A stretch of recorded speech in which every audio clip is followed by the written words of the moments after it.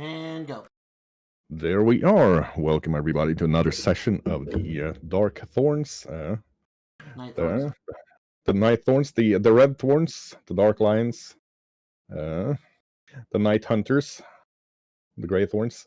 Anyway, we are here. We left off last time with the party having arrived at Wallon and having taken up lodging in the Deranged Dragon.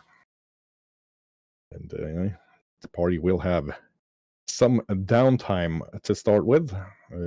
So for that, we're just going to go through what y'all want to be doing, and we'll do some rolls to see what kind of earnings you can get and how much you can make, what kind of items you want to buy, that sort of thing. However, first, Arena needs to go grab a delivery, so let's start with somebody else on the recap. And I'll turn off my microphone because Tiny Dog is on into red alert mode. So let's start the recap with Magnus. While Arwina, could you go grab the pizza, please?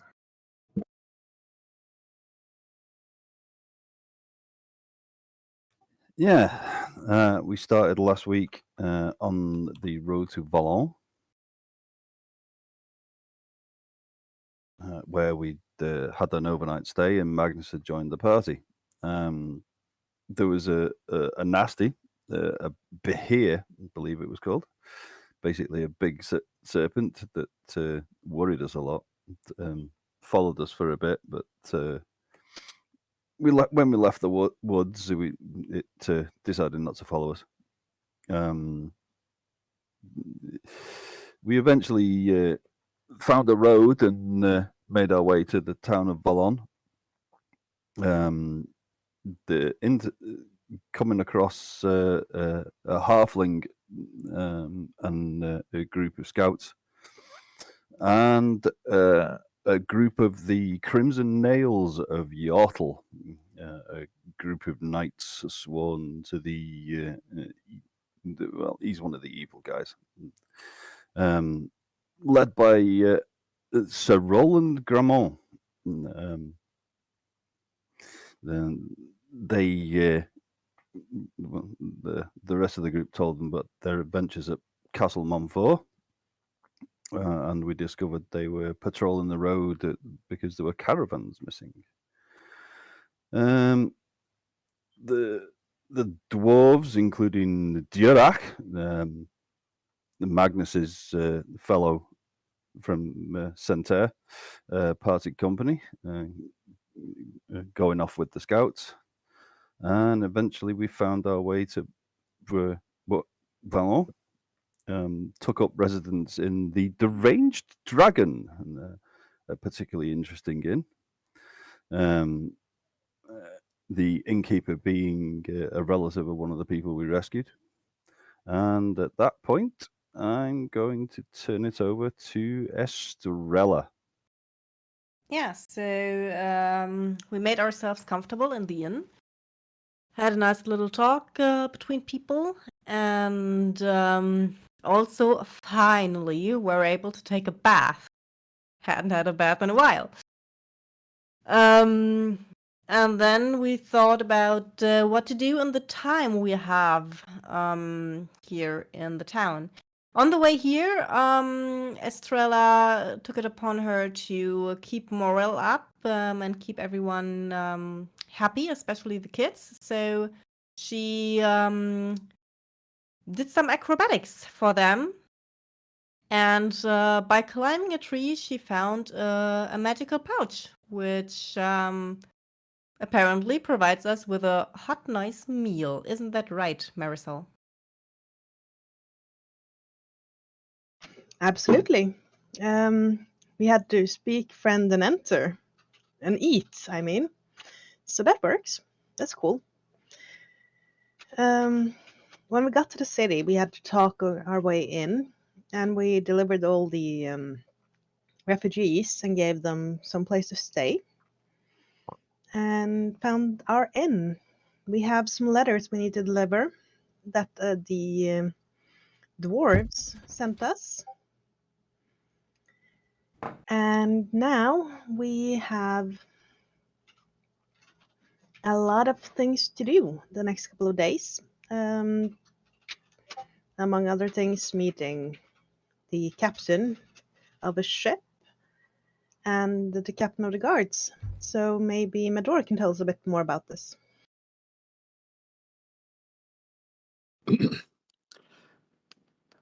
Yeah, we were keeping I was walking in guard just in case they be here because it did track us for quite a while until we got into the wooded area.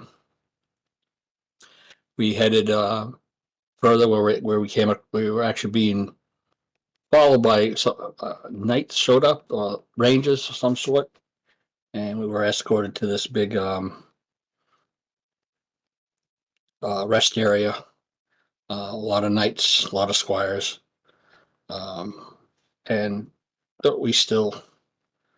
they gave us a little corner of this huge area where we set up with our refugees, where we had a couple of people walking around helping heal, a couple of nights helping healing any of the refugees that needed it the most. We then headed toward the city, where again, as was said, we had to more or less wait, answer a few questions. We were recommended by the daughter or the granddaughter about this inn to go to, which when we, after getting through the talk, we do have, as Marisol said, we do have to talk to the captain of the guard the next evening. We're kind of restricted to 3 days. I think we can't leave, what I was told, if I remember right. We got to the end, and the grandmother was very generous to a lot of the people, giving them clothes, dresses, food, ale. They gave us more or less a kind of it's not a private room, but we had 2 rooms on the side that are ours that are usually not given out to other people. And preacher, did I miss anything? Well, only the fact that Magnus is under threat of being horsewhipped if he can prove he actually is noble and deserving of his knight's attire within 1 week. That was threatened by the bailiff upon entry. So, yeah, it's dangerous to be a noble in this land, it seems. Also, the bailiff was very understanding and agreed to meet us the day after at dinner time around 6, I think it was, when we were supposed to talk about various sundry things, including a letter of basically what we had achieved from the caravan master. We also have a couple of other letters for other people in town. Preacher was the only one to see combat last session because I was helpful in keeping order in the inn during the evening while the others were partying and getting drunk, etc. I was keeping the order otherwise. So big scruffy automaton going in. You want fight? I give you a fight outside. So yeah, that was about it, I think. Ed. I believe I was just frolicking fancily with fox friends. So, who's next? I'll go. A lot of F's there. Frolicking, fancily, frequently with fox friends, fantastically. I don't know, I got nothing. Yeah, I think most of you guys wrapped it up as much as we can do. Yodi did a lot of just like sitting in the inn being like, "Oh, I will make another potion for you all." And that's kind of where we wrapped it up. Is anybody not going? No? Alright. Well, Pizza Face can go. Pizza Face made sure, and I'll take the moment to say hi, everybody from the stream of Grumbles. It's Juan, moderator Dan. Thank you, Lanavar. I needed those extra seconds. Yeah, you guys are still in the deranged dragon. Edamir has arrived during the night after chasing away a very unpleasant Wolverine that was bothering his fox friends in the mountains, and having himself a little. That Wolverine felt a lot less big once it met Roran and Lyrian, and Edamir himself. So during the night, preachers noticed that Zara met some less than savory-looking types with their hoods up, faces hidden in darkness, looking, well, like they just stepped off of a pirate ship and threw on some clothing to try to look less like pirates. And she did tell Preacher that she's gonna follow up on a lead while in this city, and to not worry about her unless she shows up at the morgue. Gotcha. But it is a beautiful morning in Vallon. You have had finally the time to look at a map. It's not fully filled in because the map you have available isn't fully filled in, but it is being shared with all of the players currently. You should be able to zoom in on that. I'm going to share a different one with the stream as well. Yep. And you'll find Vallon on the edge of the lake south of Crac de Chevalier, which is where you are currently. Because Shago's finally gotten his finger out of his behind and started making the map.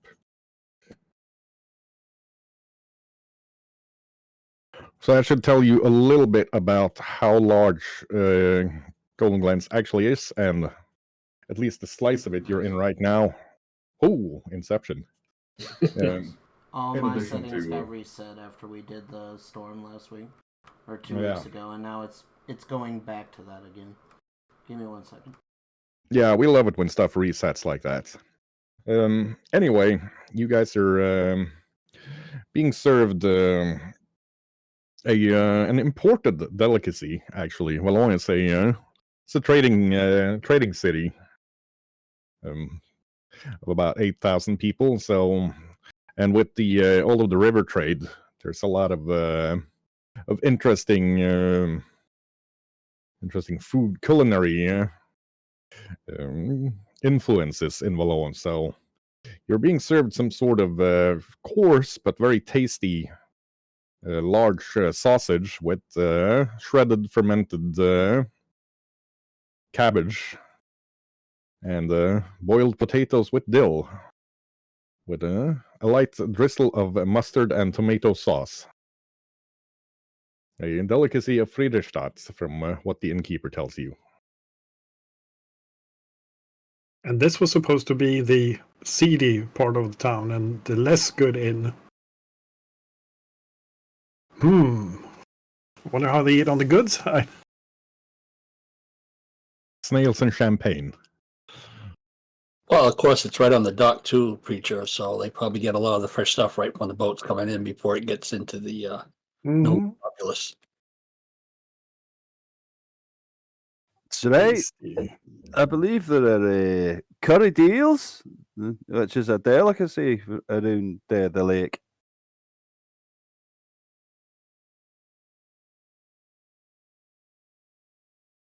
I'll eat absolutely anything, at least when it's this good. Definitely better than some dry meat we had on the road. Everything's better than trail rations. It is the first breakfast you have in, or actually the second breakfast. No, the first breakfast you have in Willon. The first night you've been able to sleep without refugees to worry about up in the mountains with frigid winds and snow everywhere. So while some of you are a bit sore from all of the travel, Preacher and Mador look healthy and happy, really, after training. Or was it Preacher and Mador and Magnus? Refresh my memory here. Two of you at least were training with the city guard this morning. I believe it was Magnus and Mador. So Yeah, I'm not looking too badly either, considering the fact that I was worked over by the entire kitchen staff. Yep. So you've been polished and oiled by the kitchen staff as if you were fine china. And Preacher's actually, you can see that he's shining. There's a sheen to him now that he's clean and polished.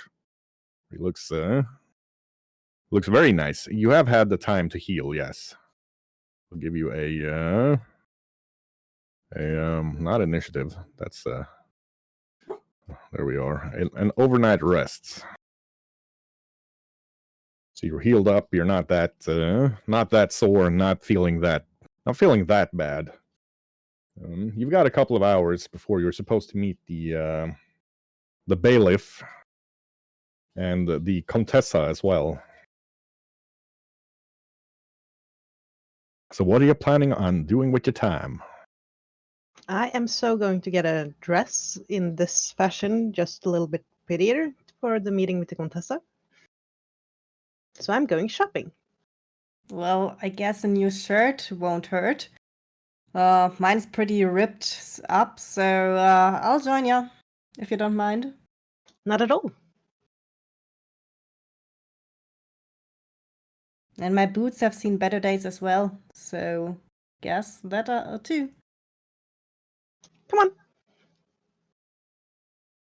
I take Estrella's hand and head towards the trading areas.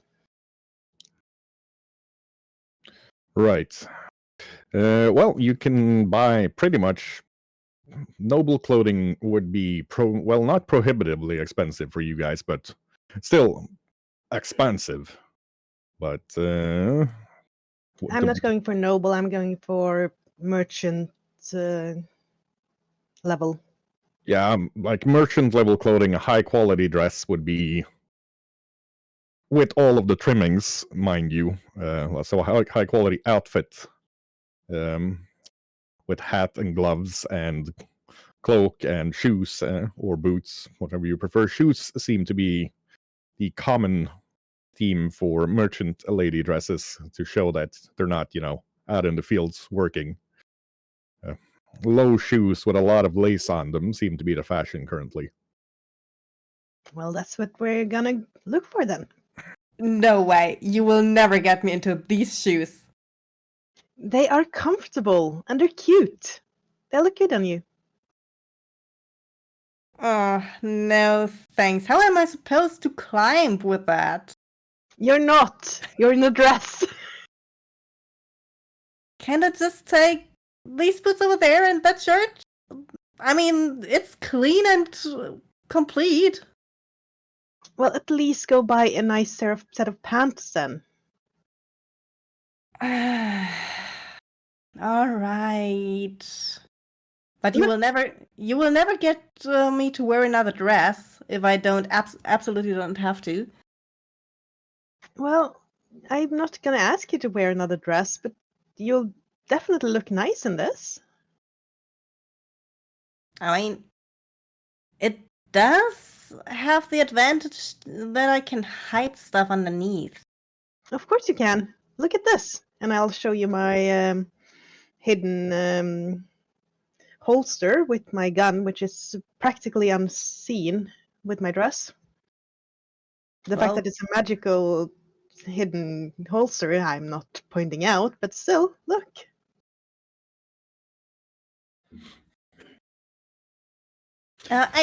she's looking to the clerk. Excuse me, would I also be able to rent a dress for like a day? Oh, of course, madame. We have dresses for rent in every price class. For you, may I this nice linen shift with a short jacket and these very nice low shoes. Only 1 silver to rent for a day, or 2 gold to buy. Well, I won't need it after today, I hope, so I will rent it. Excellent. Please follow my assistant. And he points to a short halfling, pretty pretty well fit, in shape, dressed in a white linen shirt, buttoned up or buttoned down about to his belly button, and just a little French pencil mustache. Looks at the sideline. Please, madame, follow me.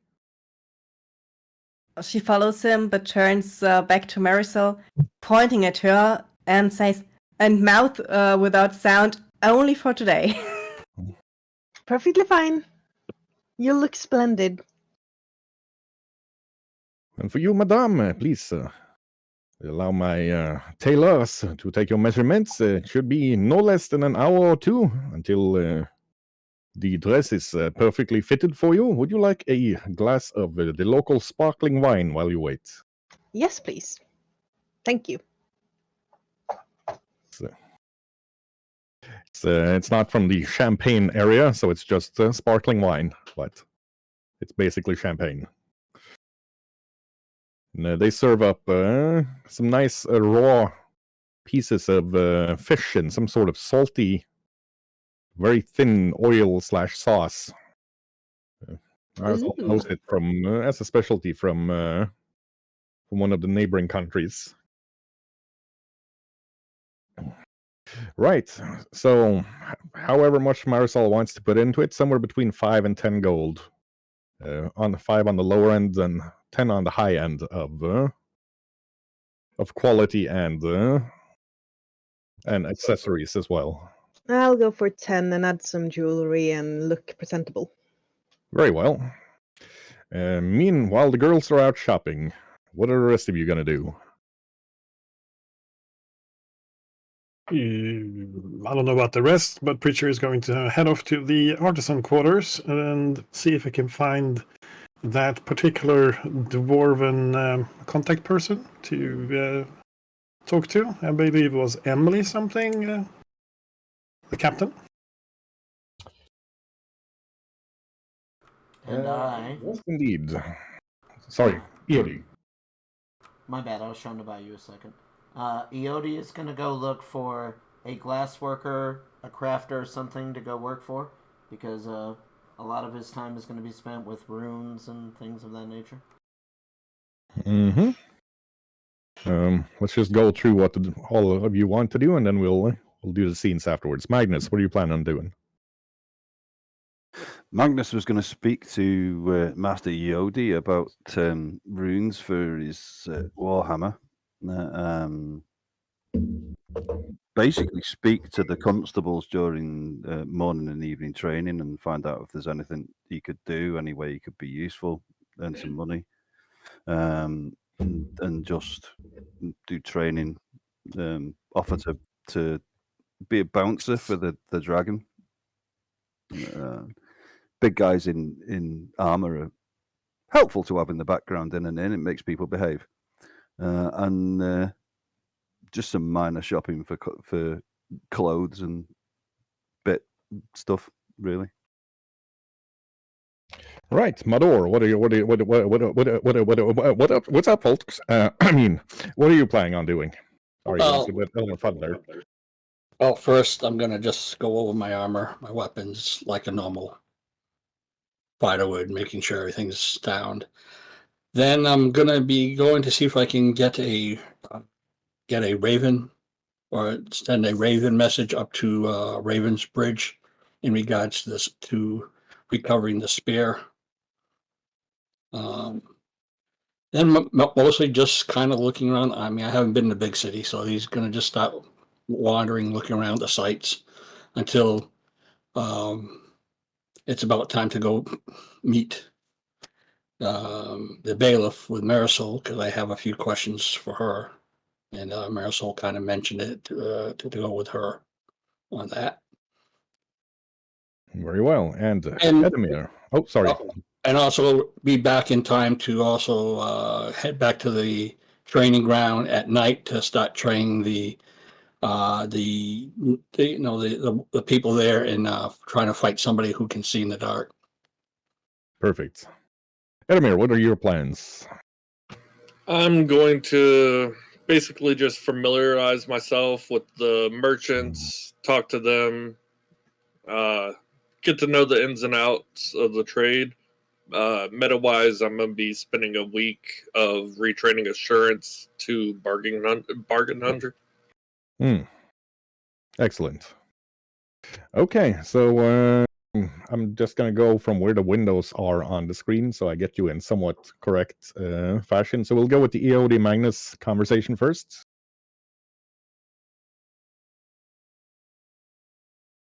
Yeah, you wanted to speak to me, Magnus.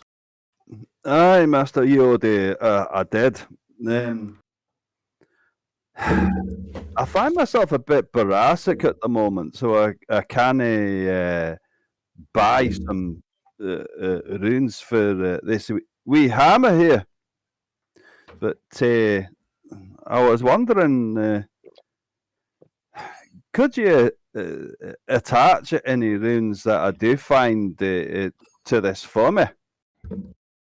Yodi is capable of most things. You sound like you have peanut butter in your mouth. Have you been chewing too much tonight?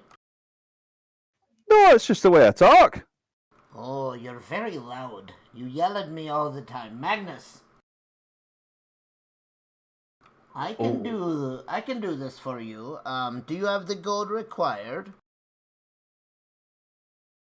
Well, I think so. I'm not sure. It is not very expensive. Yodi is going to assume that I'm working for a place that can do all these things, because Shaggy spilled things on himself.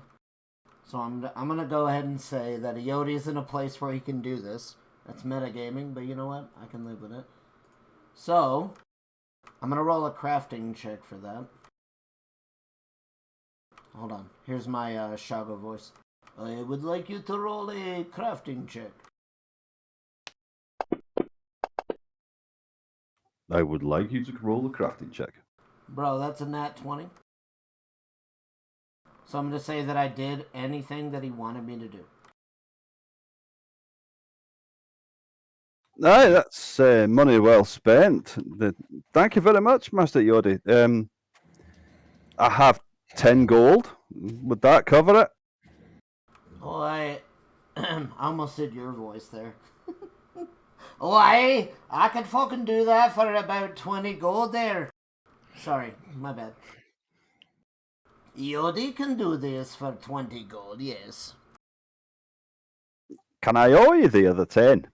And I'm sorry about the voice. I do tend to be fairly loud. Yeah.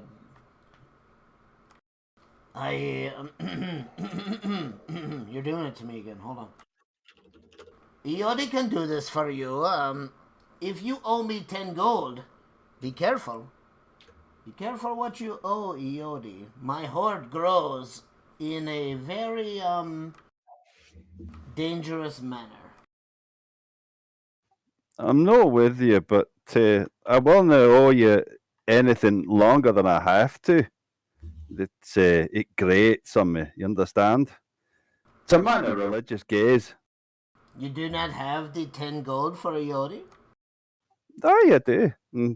Here's the 10, but I'll have to owe you the other 10. Well, maybe Iodi will ask you for a favor very soon. Aye, depending upon the favour, I'd be glad to.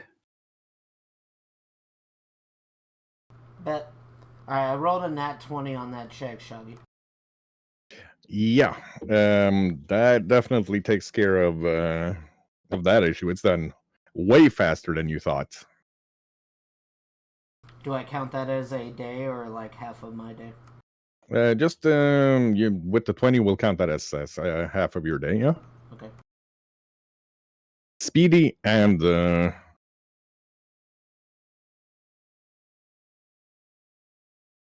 expedient. Sorry, I had a bit of a stumblebee issue here where I filled my entire desk with Sprite, but so I'm a bit distracted. But we'll get back. So yeah, you get that done. Otherwise, EOD was going to go look for glass blowers, and that is easy enough. There's not a lot of glass blowers in Valon itself, but there's an elderly human that could use the help.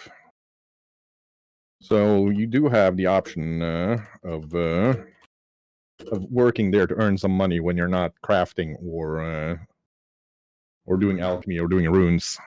So probably best to put me at the end of the row, because if they all need runes done, then Yodi's going to be a busy boy. If not, then I'm just going to be looking to keep myself busy, you know what I mean? Very well. In that case, Magnus, you were planning on going around looking for something to do. Did I understand that correctly? That's right. I'm going to start with the lady in charge of the deranged dragon, and then ask if she needs any bouncers or just extra security. Well, my friend, the bouncing job is currently taken by your companion, and she looks over at Preacher. But I believe with your skills, you should be able to find work with the guard while you're here, or maybe with. I do not know. You seem like a knight to me. The coming and goings of knights, even knights errant like you, are a mystery to me. I don't know what you actually do to earn money. Neither do I. Before this, I was a Fletcher, and I made my money that way. Well, being a knight. A Fletcher would easily find work here in Wallon, making oars and other gear for the trading ships. They start in Wallon and they go all the way up to Sanitaire and Castle Guardian through the rivers. It's a possibility. I believe I'll start with the guard and ask the constables if they need any extra trainers. But thank you. If you find that you need any extra presence, just to convince people to behave, then give me a nod. I will not charge. Oh, mon ami, I'll make certain to mention it to you if it should be a problem. But Mr. Preacher, he deals with it quite nicely. Aye, he does a fair old job. Well, thank you for your time. I'll let you get back to work. Okay. In short, you're going to have 30 days in Malone. So, how are you planning on earning income if that's what you ideally want to do? Well, try and make use of his skills as a Fletcher. Ask the guard about the helping to train people, and being paid for it. And basically continuing his devotions and training. Son of a biscuit. Okay, so give us a craft Fletcher roll. It's at your level. It's a DC 22. Ouch! The first ore you make, you didn't notice that the wood was maggot ridden, and you're not going to get any more work with any of the Fletchers in Valon. So you can try to work with the guard. That's going to be a lower DC roll and less earned income for you. But as an instructor, we can say that it is a DC 20 diplomacy check.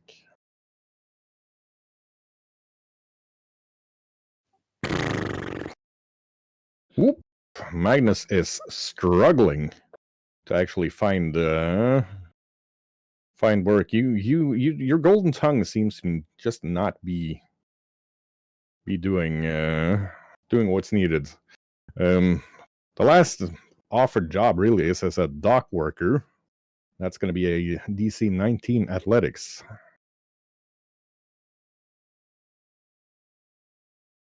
Well, there we go. So you waste 2 days getting first trying out with the guard and then trying out with the first with the Fletchers, then with the guard. So in 30 days, you're going to make 22 gold and 4 silver. having had a rough time of it on the job markets. At least it wasn't a saving throw. Right. Oh, yeah. Mr. Preacher. Yes, sir. In short, what were you planning on doing? I got a bit discombobulated by the huge spill here. It was a Yeah. you. What are you? Starting off, I wish to inquire with the craftsman regarding remaking the Dragon's Claw that I've been carrying around for a bit into a standard Bracers of Armor 1. With the added effect of having piercing damage, being that the Dragon's Claw is pointing out a bit. So basically, we are remaking a Cinder Claw Gauntlet type deal. Later edition will include different runes, but not at the beginning because the base cost is 450 gold, so probably going to take a lot. Yeah, remaking it in the way that you want, where you also get the piercing damage from it, is actually going to push the cost up. Because it's a fairly unique item. So that's going to be a total of 500 gold. No problem. As for other equipment, some standard things that I probably will see if I can earn enough to purchase, so I'll sideline those for a moment. Boots of bounding, lifting belt, Aeon Stone, Dusty Rose Prism. But it depends on what I do for a living. So, question, engineering. Does Valon have any need for a good engineer? Always used for engineers in Malone, just maintaining the docks and the city walls and everything. Plenty of work there. So you can choose which DC you want to be rolling towards. The highest you can try for is 22. 22. Yeah, and that would be an engineering roll. There we are. So indeed, you do manage to do that job and actually earn a total of 60 gold. Excellent. In the Thank time you. you're here. Further, I will talk to the people, both the what do you call it, the archivist that wanted to talk to me as well about the town history as well as my personal history and my species. Yeah, I'm interested in that. We'll do that as a little scene. Once I've gotten the basics of what everybody's planning on to do down. So that I believe takes us to Mr. Mador. What you were planning on just taking in the sights, and were you're planning on working with City Guard, if I understood you correctly? In the morning and in the evening. Yeah, you've already got a job there that you can go to.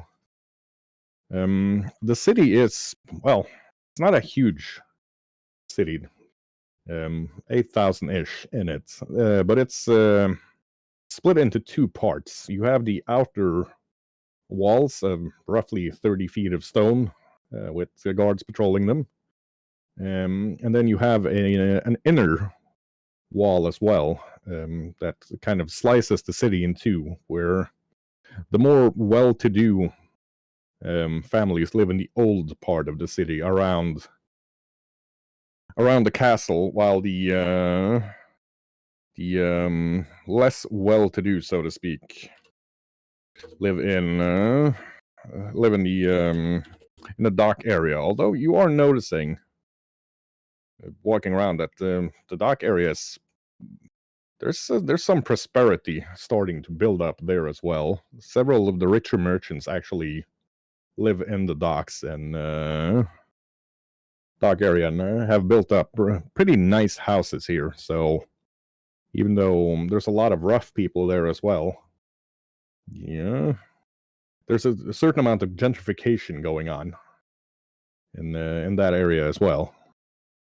When it comes to the guard, you do earn yourself another 60 gold in 30 days working as an instructor there. And you get a bonus of another 5 gold for the night training you can provide. Okay. Edamir. After familiarizing myself with the trade, the merchants, all the shops, and everything, I'm gonna have 23 days of bargain hunting, buying and selling Interesting. with diplomacy. Okay, give us a diplomacy roll for your reselling there. Ooh. Oh wow, yeah, definitely 23 days. You say so. Again, I have to do math. What are you people doing to me?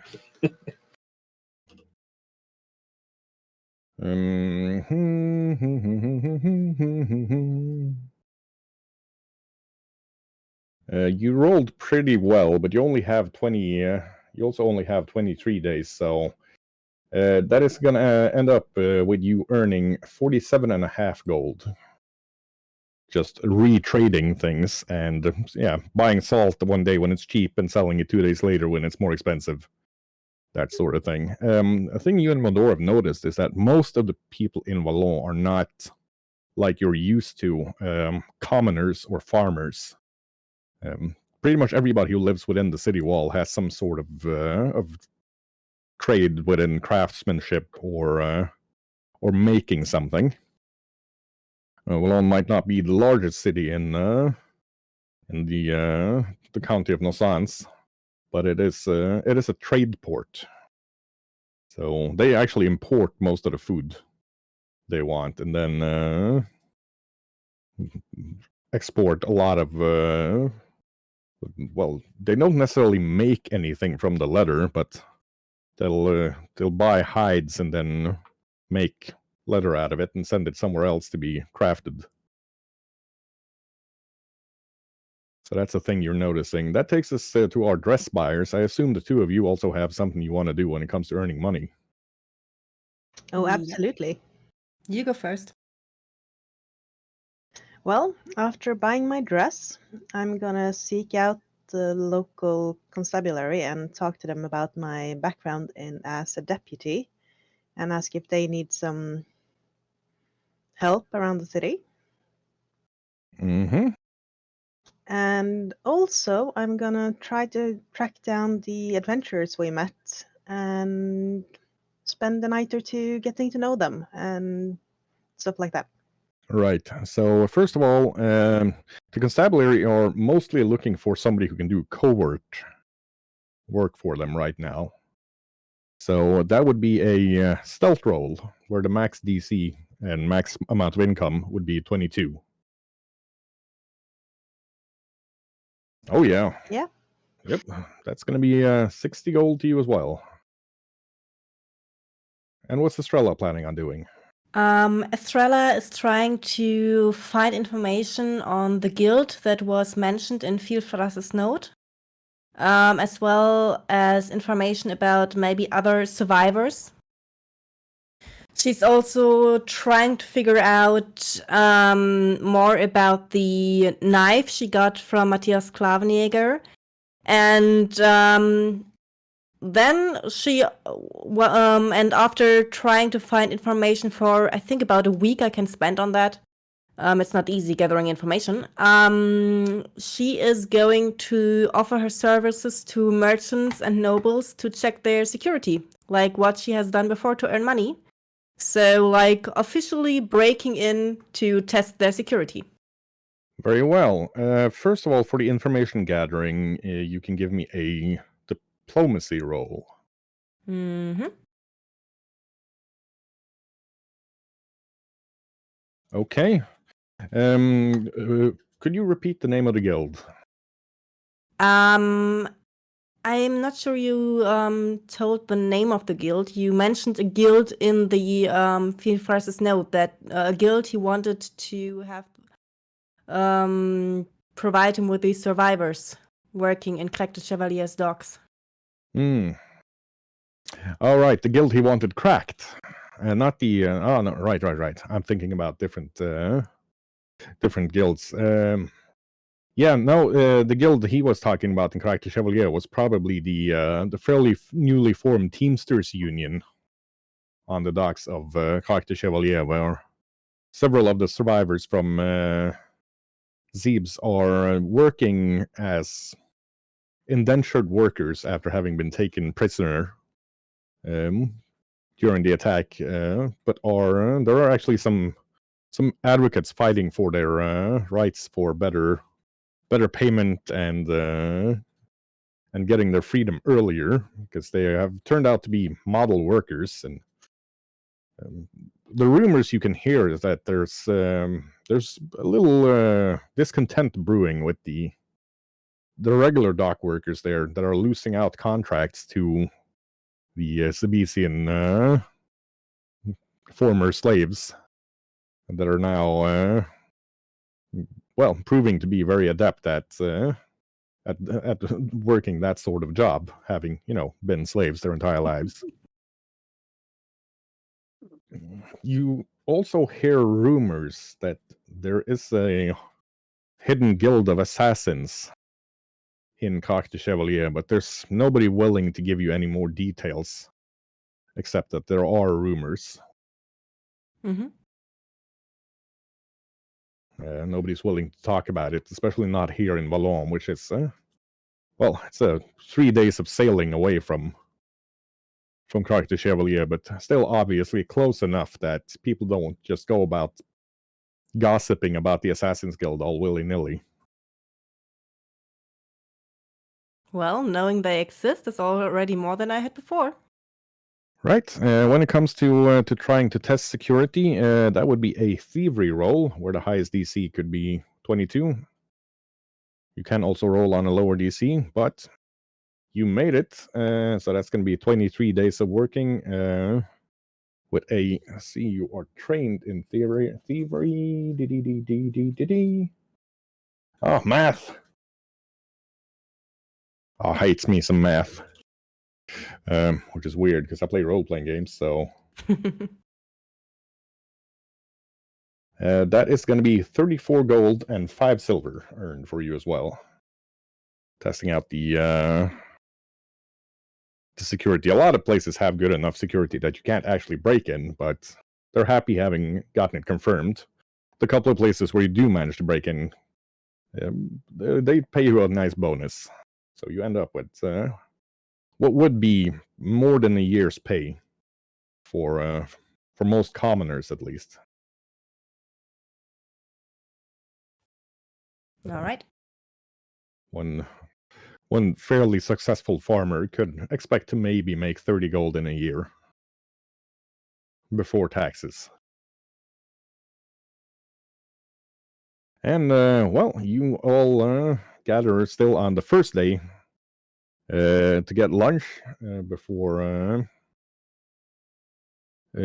runner or a messenger from the city guard shows up. Yes. Madame the Moses, the bailiff, she is ready for you. Thank you.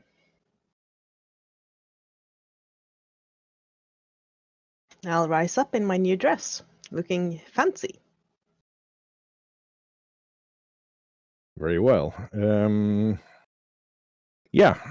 As some shopping has been done, and it's a fair amount of sessions since we last did that, I'll give you all a minute or two to describe what your characters are currently looking at like. We'll start with Marisol.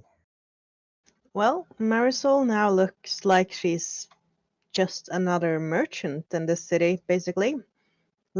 Latest fashion dress with a not too tight corset and a pretty big skirt.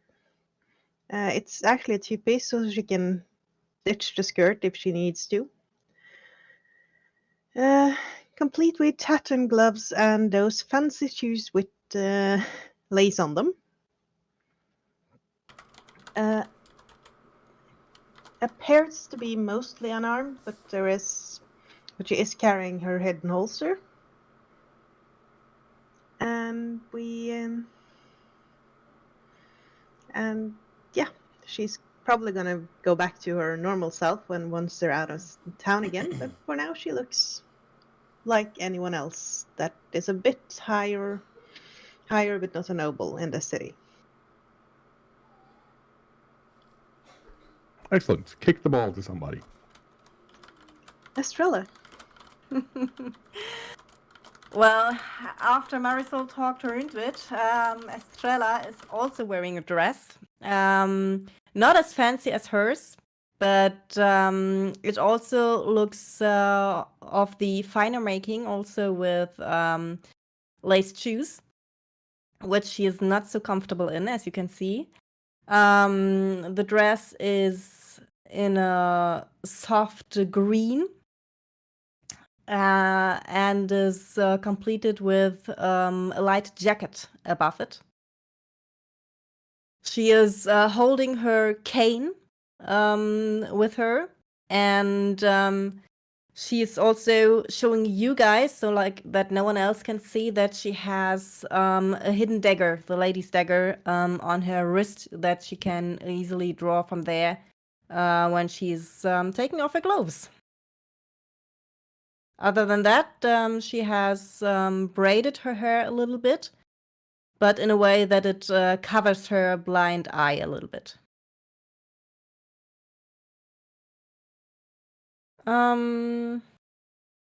Magnus. Well, Magnus has been wearing normal working clothes when he's been at the docks, but at the moment he's clad in the finery he got through the innkeeper. So he's wearing an almost gold-coloured linen shirt with lacing at the neck. The sleeves end in ruffles, as is currently high fashion. He's wearing a close-fitting jacket from which he's removed more ruffles and some decorative thread, and a snug pair of breeches, which are tucked into soft brushed black ankle boots. The jacket and the pants both being in a deep burgundy colour. And apparently cod pieces are back in fashion because he appears to have one mounted in the pants.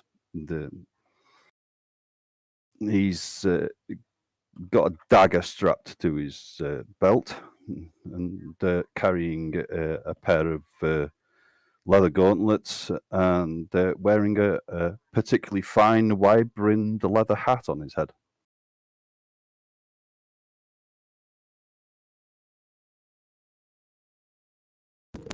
Kick the ball. Odie. No, I'm last in case anybody needs any runes. Not with character descriptions. Okay, well, Eodia is literally looking the exact same way because... Hold on. Because I just put 1,000 Z's in the chat. Yeah, so, sorry about that. Eodia is doing the exact same thing. He doesn't care about aesthetics and all that. So he's just bouncing around. He's a master crafter. He's an expert crafter. He can do literally anything. And he will take whoever can give him the most money. Glasswork is his, like, actual focus. Okay. Right. But for any new viewers, Eodi is a kobold. Oh, are we doing that? Is that what we're doing? We were doing the descriptions of characters. Yes, Okay. I noticed that you're a bit distracted trying to get all of the stream settings back to where they need to be. No, we're good. So Eodi is a kobold. He is a brass dragon type. He is a lot of green. He's got a lot of how do we explain this? Scales. It's like scales, Luna says. Sorry, there's a person in my ear talking as well. He is green, gold. He's a little bit of the copper, how when it starts to turn a little bit of a color. He also wears just the plainest of clothing. He has multiple staffs, though. So he's kind of got the Baba Yaga bag on his back, where you just see a bunch of sticks and things like that, and he's just carrying them all around. He's like, a wand, a staff, all these things. Luna says I have a magenta robe, but I disagree. All right, Very we'll let Luna do it. Here, come here. Oh no. All right, Luna can no. describe me. Go ahead. Okay. Go ahead. So my dad's character, it's green. It looks like a dragon, and he's got this robe on, and then he's got a bunch of thingies on his back, and yeah. She wasn't very good at that either. Thank you, Luna. Right. We'll kick the ball over to Preacher. All right. Preacher is close to 7 feet tall. He is an automaton, which means basically think golem. So possibly made out of clay, possibly made of bronze. Nobody has ever actually determined the material, and it seems to change a little bit depending on if it's wounded, it becomes more malleable. And yeah, people have been seen to actually put some kind of cement into his wounds, and it kind of absorbs into him. At the moment, he is very shiny because he's been well cleaned by the entire kitchen staff using oils and I don't know, bacon fat, stuff like that. He's wearing a very fancy robe that we recovered from one of our earlier adventures. It has a very strange emblem on the back. It is a little bit fuzzy and out of focus, and it seems to change from time to time. And most often it has a big hourglass emblem, but it also goes out of focus for some reason. It's very hard to make out because it seems that it reflects one of the things about Preacher. He is a 3,000-year-old being and has lost a lot of memories along the way. He's actually awakened recently, 5 years ago, and has a lot of issues remembering what was prior. So he's 5 years old, basically, and a lot of his reactions are measured and slow, except in combat. His muscles has muscles. He shows off as well. He likes to have his arms bare. And yeah, he's a large soul, and he carries a couple of small bags. Usually helps out with carrying all kinds of stuff. He was known to carry about 5 different shields for a prior member, but he's put that down since then. Yeah. Over to Mother. Mador is a half drow or Karen elf or dark elf, however you want to look at it. But he has more, his elven features are more pronounced than a normal half elven. He is when he's in combat or in party, he wears splint armor. He specializes in pole arms, mostly a glaive and Lucian hammer. Right now, he's wearing a open throat royal purple shirt with a dark brown pants with some standard, I won't say commoner's boots, but not just relaxation. He does have gauntlets on that he never wears. He doesn't go anywhere without them, since these gauntlets can actually summon his polearm if need be. Otherwise, who hasn't got Edamir? Edamir is just a kitsune with white and black fur. Most of the time, I'm in my little fox form, just scampering about. Yeah, that's about it. Is that everybody? If Estrella or Magnus has anything they want to add, now would be the time. Well, Magnus is a 185 centimeter tall man, big, muscular, about 110 pounds, bright red hair, cut fairly short, a close red beard, and generally fairly smiling and friendly looking. Estrella is a young woman around 22. She also has unnatural red hair, and she has a scar over her left eye, which is also blind. So some may say unsettling white. Her hair usually reaches to the middle of her back, but not at the moment, as it is braided. She is rather slim, but also athletic. She's used to fighting and acrobatics. Very well. Miss Rioti, we have reached the end of everybody else doing their downtime stuff. So what I pretty much need to know is how much time you're going to spend crafting and how much time you're going to spend earning money. Okay, well, I have 10 crafting rolls for my cauldron that I normally do. It'll be 8 elixirs of life and 2 Drake Heart mutagens. Right. Being able to relax and take your time with those. I'm just going to say that you're not going to need to roll for that. That's pretty much just it's routine for you at this point, Okay. having made those several times before. I also want to learn a Crashing Wave, Invisibility Spear, and Stinking Cloud. The way that it works for me is because if I want to learn a spell, I have to actually just sit down, and if I make more money than the scroll is worth, then I just get it for free. Oh, excellent. Because it's called, hold on. It's called Shorthand, Magical Shorthand. I'll put it on the screen for the people. There we are. So, because I'm an expert in my arcane crafting and all that, it's 10 minutes per spell level, so it'd be about 30 minutes per spell. If I make more money than that doing a job, then I just get it for free. Yeah, you can just jot those down for free, I believe. Okay. So 3 spells. I did the rune crafting, so that's what? That's a day.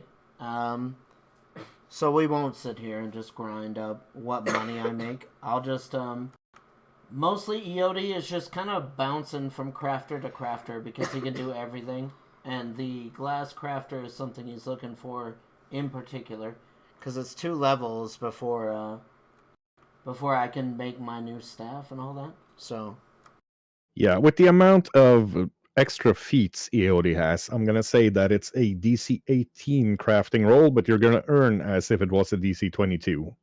So you get a bonus of 4 to it.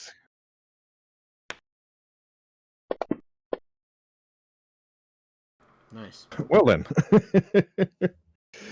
So Eodi's got some I'm just gonna guesstimate that Eodi can get about 20 days of earning money. With runes and crafting and everything else being done. So that's going to be 40 gold for Eodi. Okay. And then I got, 10 days left? Yep. And you, I don't know how much time you need to make a potion, anything like that. So any extra days you see at the end of today that you would have had to earn money is going to be 2 extra gold per. Okay. Well, I'd like to just buy a bracer of armor. Yeah, easy enough to get your hands on here. It's about a week wait to get it from the capital from a crafter there, but you have more than enough time to get that. So that's 450 gold. Yep. And honestly, if nobody else needs me to do anything, then that's what I'll do. I need you to strip 2 runes from the old bow of Leo and attach a quenching rune to my armor. Okay. Yeah, that's been taken into account currently. Perfect. I might also need a little bit of assistance with the dragon bracer I'm making from a genuine dragonkin. Yeah, well, Eodi can deal with these things without issue.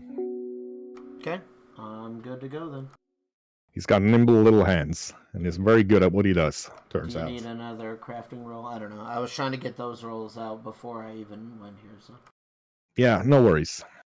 So downtime taken care of. That takes us to your meeting with the bailiff. I assume you're all following the runner. Yep. So he leads you up to the Temple of Turis, which is also the local headquarters of the constabulary.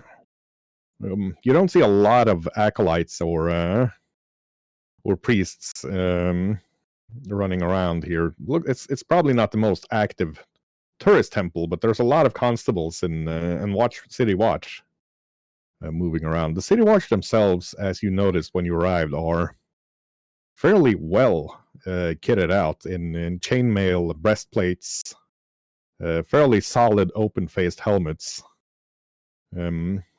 carrying halberds and maces. Yeah, mace on the hip, shield on the back, and halberd as the primary weapon, as it looks like.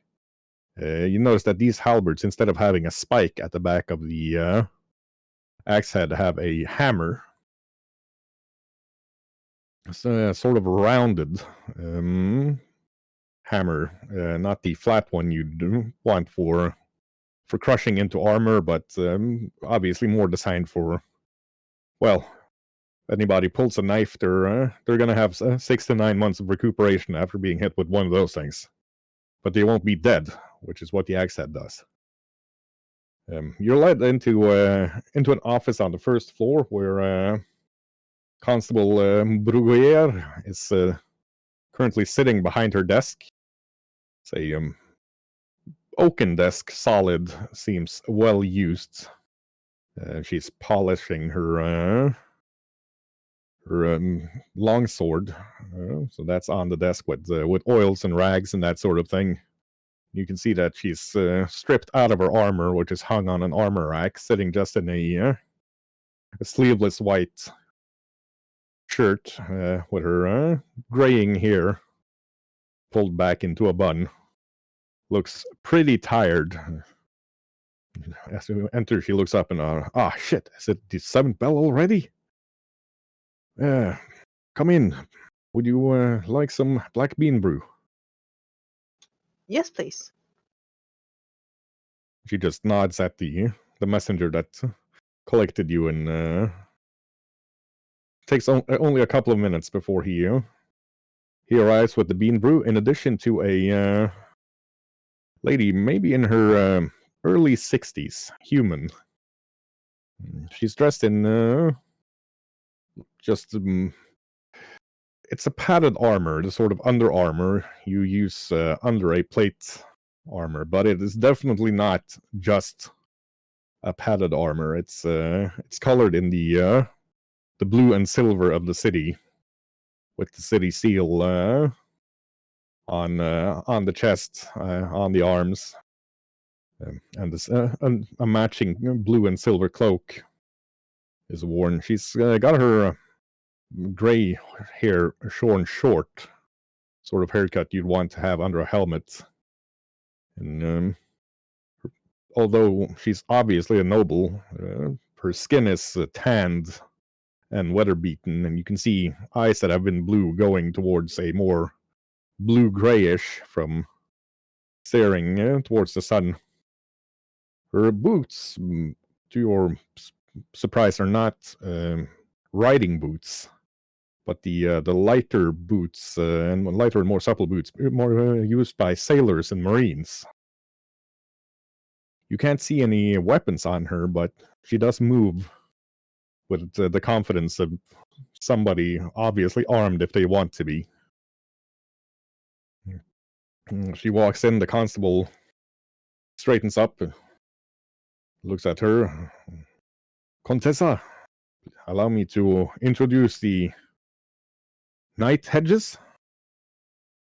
The night turns, ma'am. The Night Thorns, yes.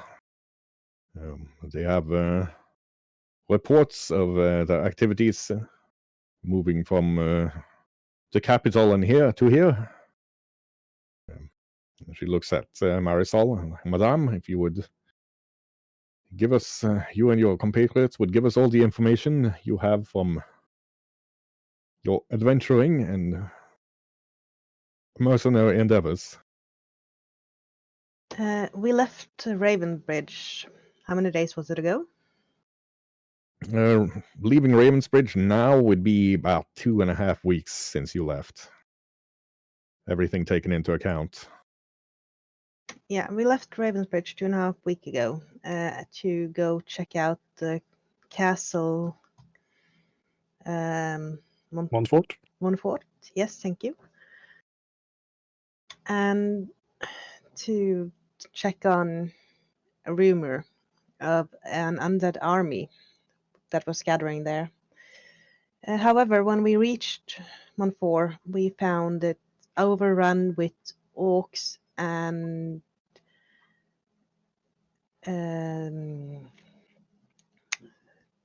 not ogres and hags, and they had taken and eaten a lot of the local people. We saved whoever we could save and brought them here, and the castle is now empty. And yeah, that's when we met Magnus on the way back here, and we lost a good friend of ours. Anyone have anything to add? Yes, we did help a village on the way with a hag and also some trolls on the way.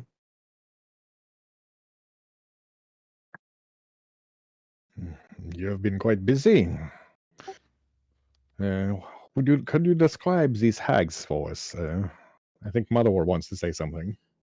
Oh, actually, we left Ravenbridge to escort a chosen champion to the Black Abbey. From there, we were a report about this castle, which is where we headed out. We lost one of our companions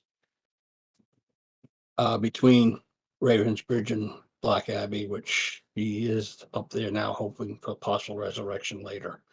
And from there is where we headed to the castle, where we fought the hags, the ogres, as Marisol filled in. Thank you. Well, you've done the county of Nosans and my own city a great service by slaying these hags and other creatures.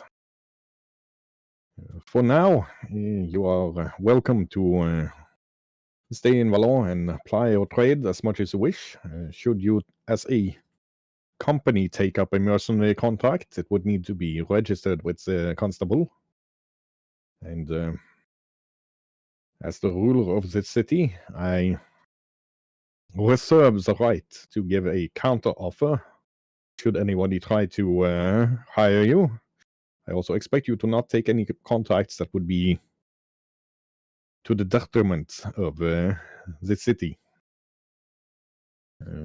Constable, do you have anything to add? We also have this letter for you from the dwarves we saved. Ah, excellent. She looks at the letter. Well, they are family of Commander Flatbreaker. In that case, you are more than welcome guests. I would suggest you speak to her once she arrives back on the Golden Monkey. They left this city this morning and should be back in about 3 weeks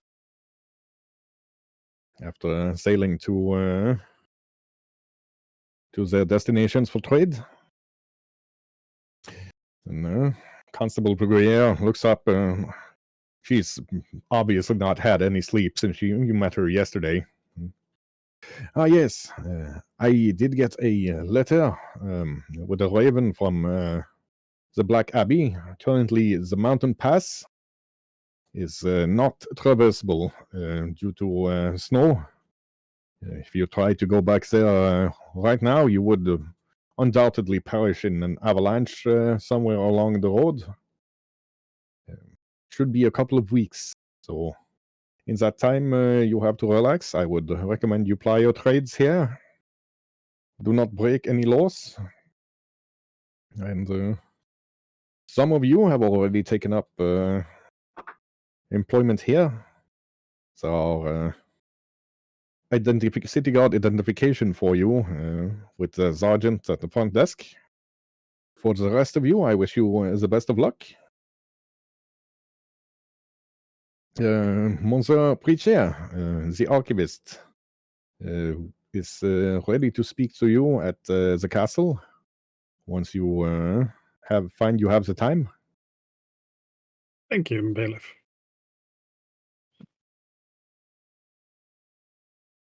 And what form is Edamir currently in? Tiny Fox. Right. So she looks at Edamir.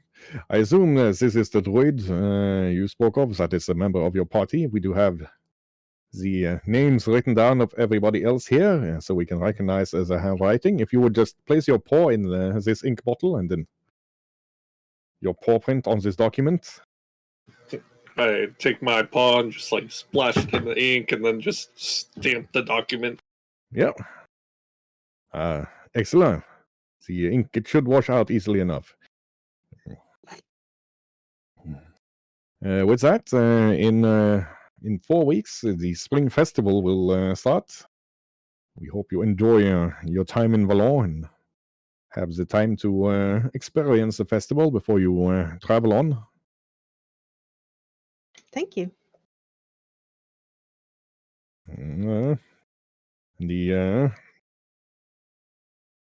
The Contessa, before you're dismissed, goes, one last thing. Monsieur Mador, I have gotten word from Ravensbridge that you are on a quest for acceptance into the Raven Guard. You, of course, are welcome to train with the knights together with Sir Magnus. And it is my honor to, on behalf of the lords and ladies of Ravensbridge and the Grand Master of the Raven Guard, grant you the title of Knight Errant. So if you would be so kind as to kneel before me. Or yes, I'll kneel before her. The official swearing in only the Grand Master can do. So for now, and a short, nice looking, but probably made more for show than combat. A small sword appears in her hand. She touches it lightly on Mador's shoulders. It is my honor as Comtessa of Valon to grant you the provisional rank of Knight Errant of the Raven Guard, to be confirmed by swearing of oaths when you return to Ravensbridge. Please rise, Sir Mador. I thank you. And she takes out a silver signet ring with the emblem of the Raven Guard and hands it to Mador.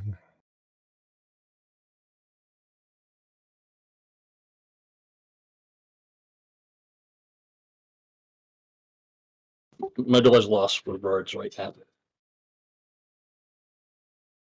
On that note, I believe the bailiff needs to go have a little lie down. It looks like the bailiff's about to protest, but she gets a glare from the Contessa that almost leaves furrows in her desk. And much as I would like to stay and trade some gossip with you all, I do have a city to rule. So on this, I bid you a good day. She, Marisol makes a small curtsy. Magnus She- bows. she Madame grins and Contessa? grins and takes Mador's hand in a firm handshake. She's tiny, maybe 5'2", but she's got hands like gnarled oak. Claps him on the shoulder. And, good job, sir. I look forward to hearing of your exploits. And she turns and leaves.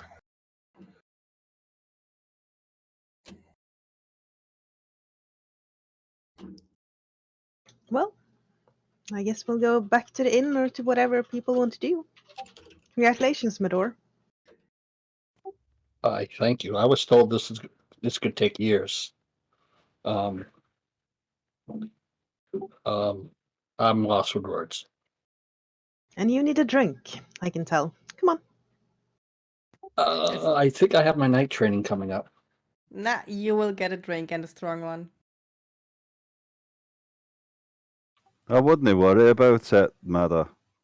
It's a continual process, but congratulations on being raised tonight. The bailiff yawns, looks at you. Well, I've been ordered to rest, but I suggest if you plan on celebrating, the Wet Blossom Bistro would be the place to go for a finer meal and a bit of a higher quality of drink than you can get in the Dark District. Thank you. What was the name of that again? I need to write it down. The Wet Blossom Bistro.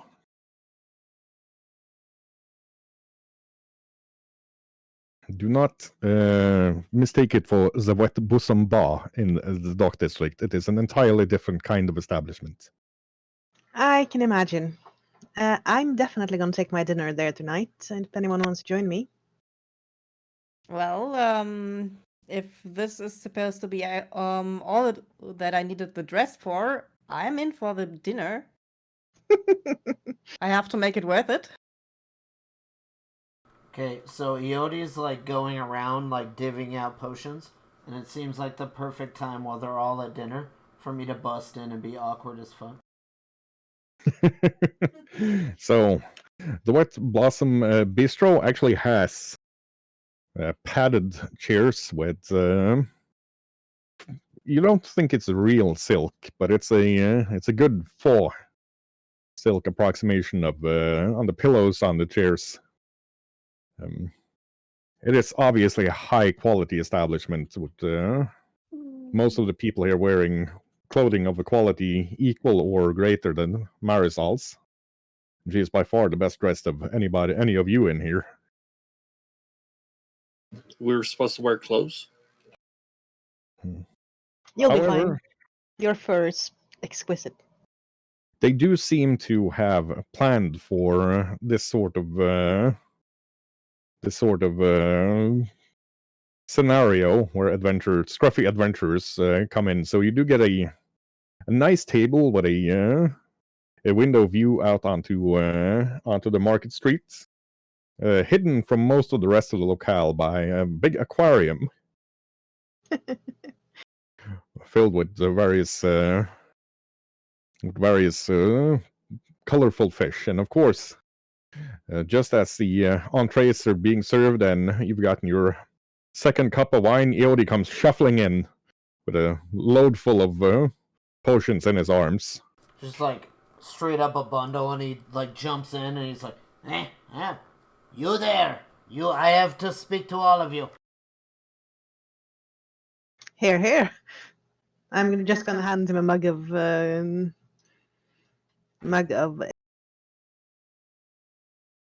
Yodi's arms are so full that he just looks at you and he just like goes a little cross-eyed.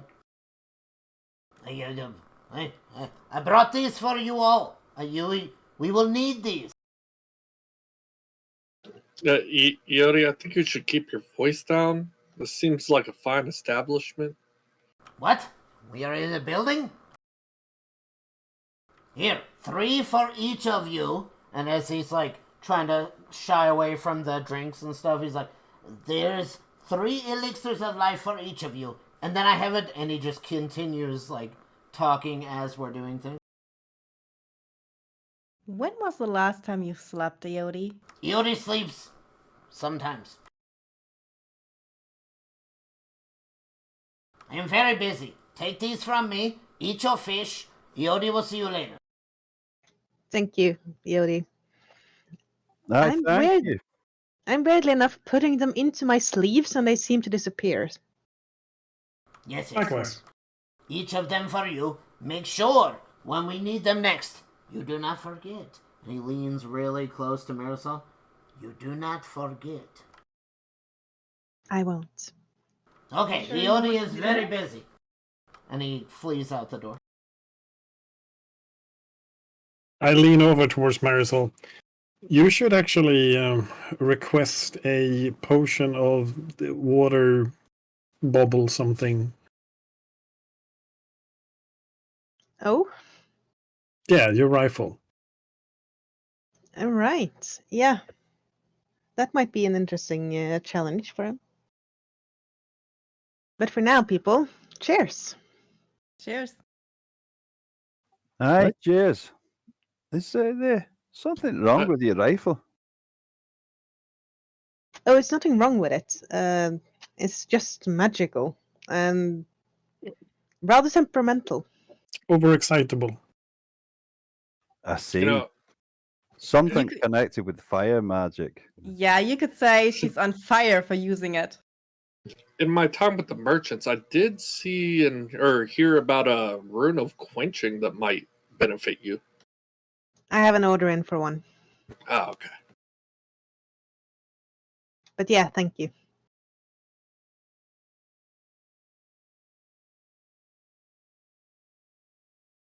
Right, so you are served a beautiful 8-course dinner of various fancy things involving lobster, duck, shallots, clams, some sort of a very large eel. No, it's obviously not expected that you'll finish any of the dishes because there's way too much food on the plates. I'm giving it my best try. I'll show them. I got 2 stomachs.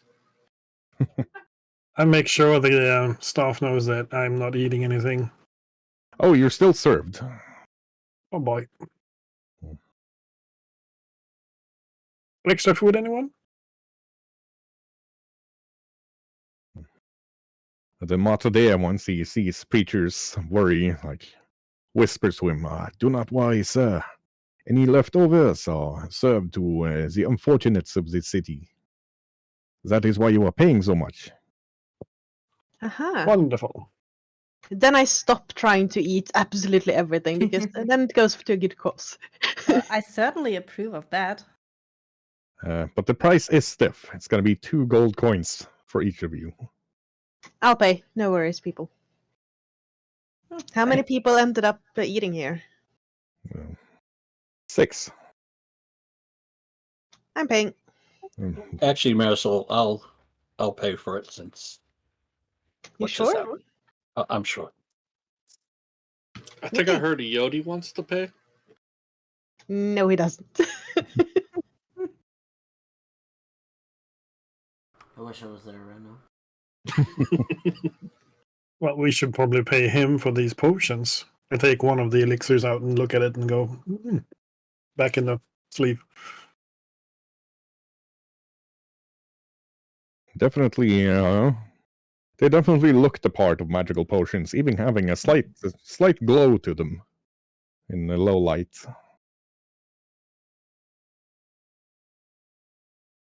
Well, you have yourself your dinner. I believe only Preacher has the scene left in the downtime, so you were going to the Archivist, if I'm correct. Correct. I recall somebody else in the party was interested in talking history and local history. Was that correct? Anybody else? Yes, I'm trying to find some information from about the area. Yep. Right. So the two of you are invited up to the castle proper, which is on top of a small hill, but still overlooking the rest of the city. The castle is obviously old, not the First or Second Empire old, but several centuries at the very least. Hmm. Yeah. It's a well-made ring fort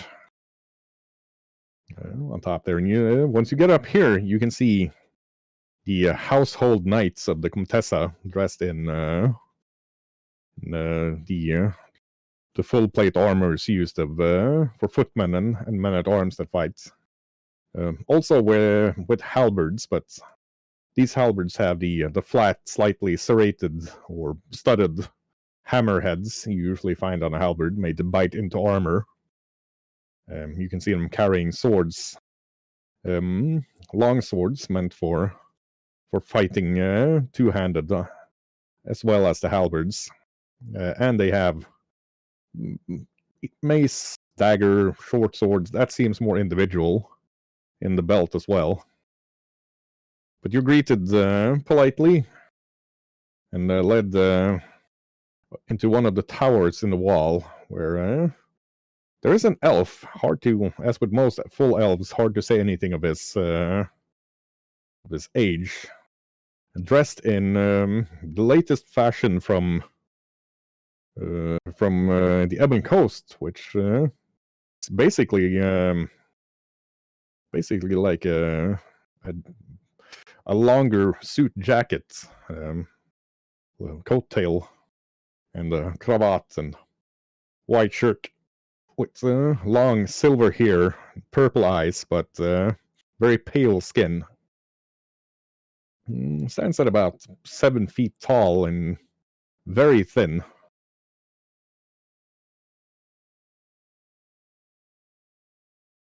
He looks at you and like, welcome. Who are you again? Did we have an appointment? Yes, I do believe you had some questions you wanted to ask me. My name is Preacher. As you can see, I'm of the earlier ages.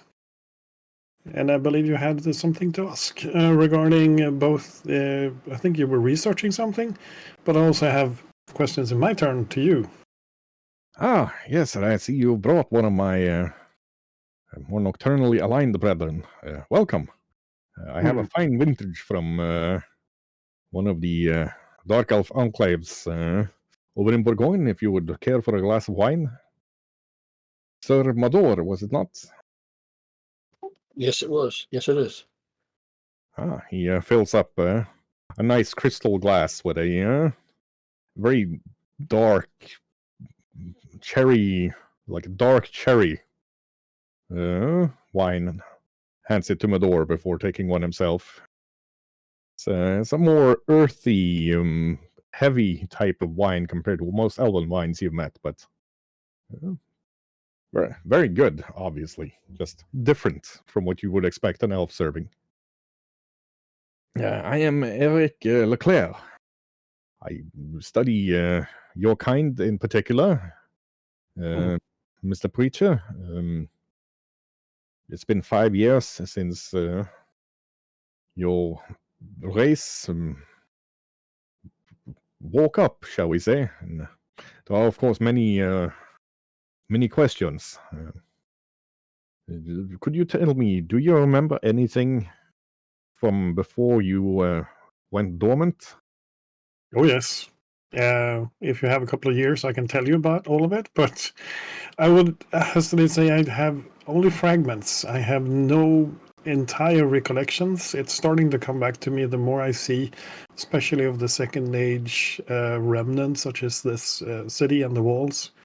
Also, I've spoken with some of the ghosts of the previous ages, and some bits are coming back more and more. Especially the legions have been a source of memories. I remember fighting. I remember standing guard in various hallways. I remember temples. I remember generals. Some kind of mixed jumble of both fights, both people, and it's generally kind of like you would imagine if you're waking up from a dream. And you have small bits and pieces. Some make sense, some doesn't. So if you have something specific you wish me to expound upon, yeah, probably can, but it's a hard thing for me to recall my life's story because that's in pieces. You spoke of ghosts. Could you further elaborate on this? Well, in Ravensbridge, we were given a tower to live in for the duration of our contract with the city, and those ghosts, there were actually ghosts living in that tower, or rather existing. And they were helpful, even to the point where they were accepting me, as in being less shy to show themselves. Interesting. Also, this whole tower we were at, it's radiates magic that I can detect. The whole tower up to bottom. Yes, it's not sure exactly what it was purposed for, but it's definitely a stronghold of some kind, and it seems that the people, the ghosts, have chosen to remain there or been, well, they're not unhappy about being there, at least, because they're quite friendly and they are helpful. I agree, very helpful. They even presented us with, and at this point, I reach into one of the bags and pull out the banner that we found hidden in one of the cupboards. This is very interesting. Do you know anything about this particular banner and the legion it belonged to? Indeed, anybody would recommend. Anybody would recognize this banner. It is from the alliance, the humans, the elves, and the dwarves. It is from how to explain it. There's a vanguard division. The 13th Marine Vanguard Division, to be entirely correct. I also have something on my glaive that I'll call forth the glaive so she can see the banner flying from it. Yes. That banner is from the same division. That would be the banner of the 4th Company. This division is the one historians believe that the god who is now Allah served in when he was a mortal. They were specialized in. They would come in after a scouting force, but before the main force, and establish strongholds, footholds, outposts. But of course, as we know from history, they ended up being the spearhead of the civil war within the Second Empire once the gods that is now Allah found that the former gods were false, and led the forces that were loyal to him in destroying the Second Empire and these false gods, if you will. Very rare, very venerated relics by the Church of Allah. And it is interesting to see that you have found these things. It is believed by some scholars that the 13th Marine Division Vanguard may have a spark of their spirits in total, not as individuals, may have a spark of Allah's divinity to them, which is why you may have encountered these helpful spirits, having found some kinship with you, although, of course, you, Monsieur Preacher, are from a much earlier time than the Second Empire. It is ironic in many ways that you and Mador, Sir Mador, my apologies, are traveling together, as from your design and the way you are crafted, I believe you may have, although I cannot confirm this without further study, belong to what was known as the 5th Household Squadron of the 13th Acadian Legion.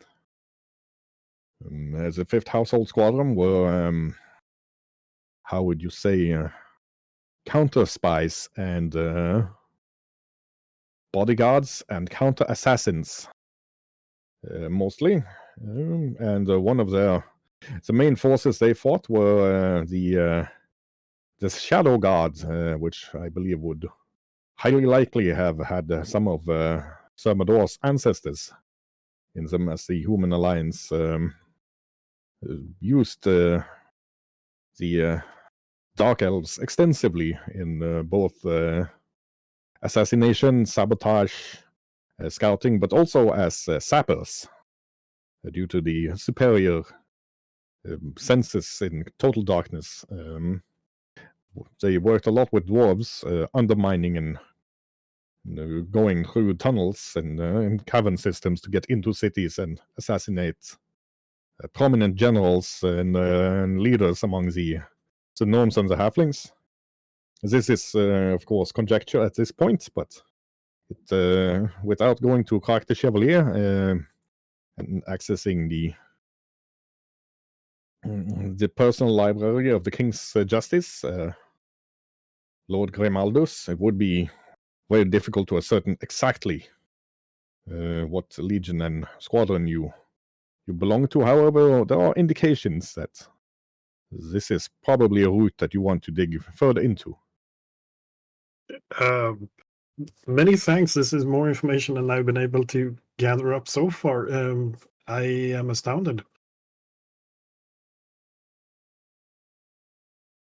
I'm lost for words.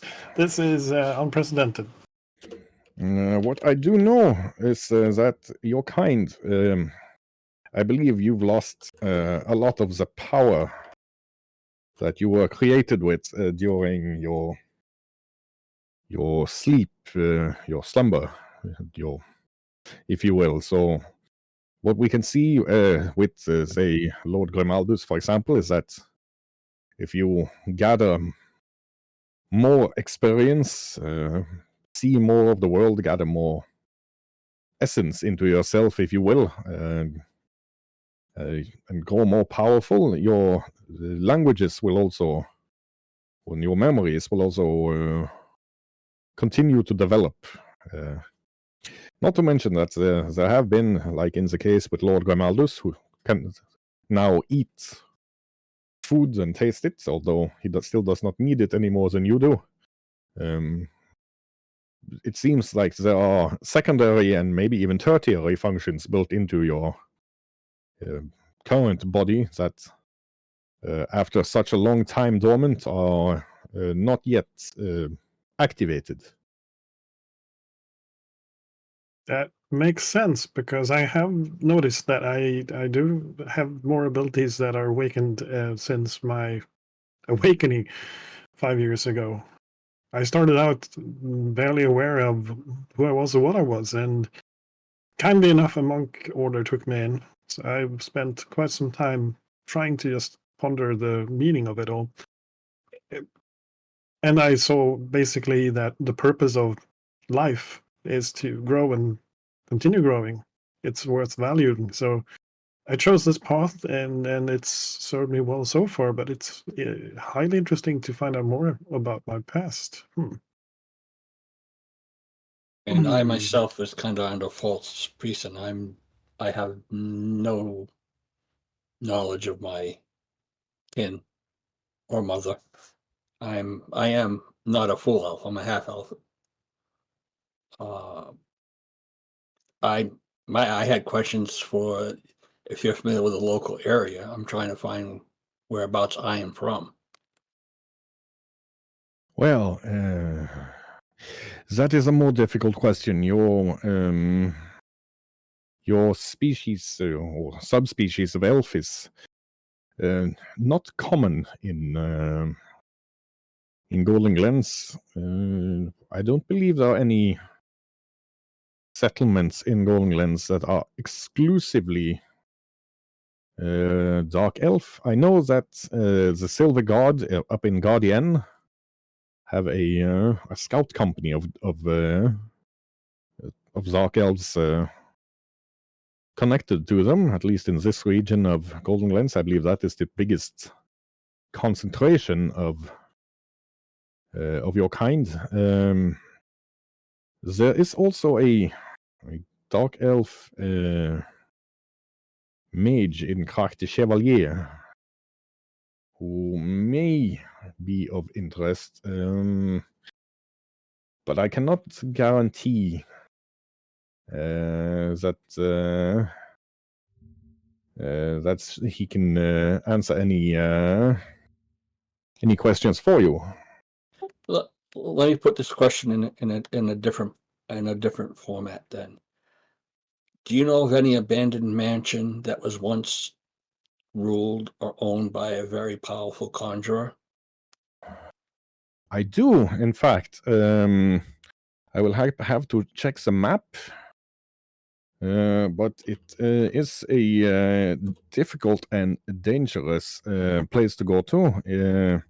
Northeast of Ravens Bridge, there was a town known as Orchette, but the blight from the Vallée des Azerets has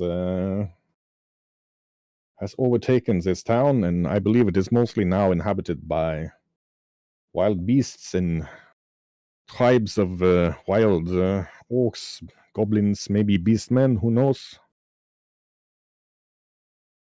Okay. Is that is the best I can do for you currently. It would be more than a decade since that town fell. I would have to check my the notes in my office in Crack Chevalier before I could give you a correct date for it. Yeah. Just curious because, again, I was very young. Well, I was 7 when my father was supposed to give me to the Fays for a favor. Oh, nasty business. That's also. Yeah, and a group of adventurers came in, killed the Fays, killed my father, and dropped me off at an orphanage. That I'm just trying to find the history. I do not even know if I was conjured by this conjurer or who my mother is. Well, in this case, should you wish to go to the place and see if you can recognize it, I would say Rochette is my best bet off the tip of my tongue. Should you find yourself in Crack Chevalier, you should check in with the Grand Lodge of Adventurers there, where most of the adventures of different explorers and famous mercenaries are chronicled there. Something like a conjurer wishing to sell his child to the Fae sounds like something that would be chronicled there. Gaining entry might be difficult. They are a famously closed lot, but with your exploits so far that I have heard of, shouldn't be too many years before you and your compatriots find yourself with an invitation to join the lodge if you keep it up the way you have. I definitely keep that in the back of my mind, and if we get up that way, I will have to do some research. Maybe I can find some more information on Ravensbridge when and if we ever get back there. Well, the best of luck to you both. You have left much to ponder. I hoped to be able to give you something in return, and the only thing that I think we have discovered otherwise, which might be of interest to you, I pull out the Legion accounting, the unit roster that we discovered in the basement. Oh, mon Dieu! This would take my research into the legions several years forward in a very short time. Would you be willing to part with it? Preferably not, but I will be in the town for another month. Well, if you would allow me to copy it, then will that be Absolutely. amenable to you? Yes. Perfect. And the reason for this is that we are fighting an enemy that seems hell-bent on utilizing some aspect of the old legions, and this might prove useful for Ooh, us. regular undead are bad enough if somebody managed to tap into the old legions and raise their soldiers with knowledge and experience and weapons from a different age. Yes. That would be, frankly, be terrifying. And fear Yes. not, you have given me much.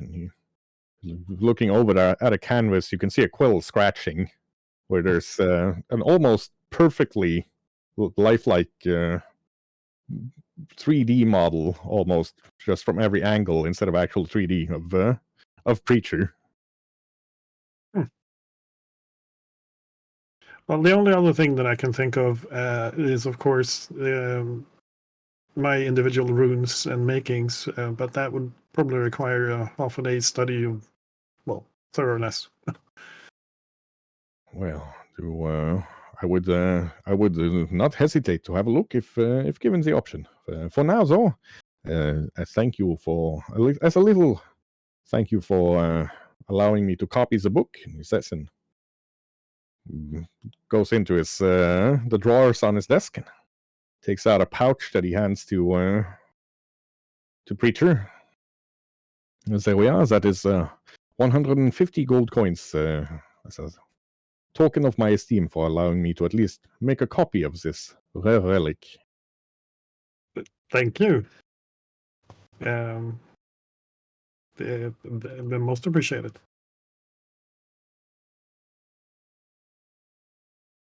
Very well. If there can be a further service while we're here, don't hesitate to ask. Oh, believe me, I will not.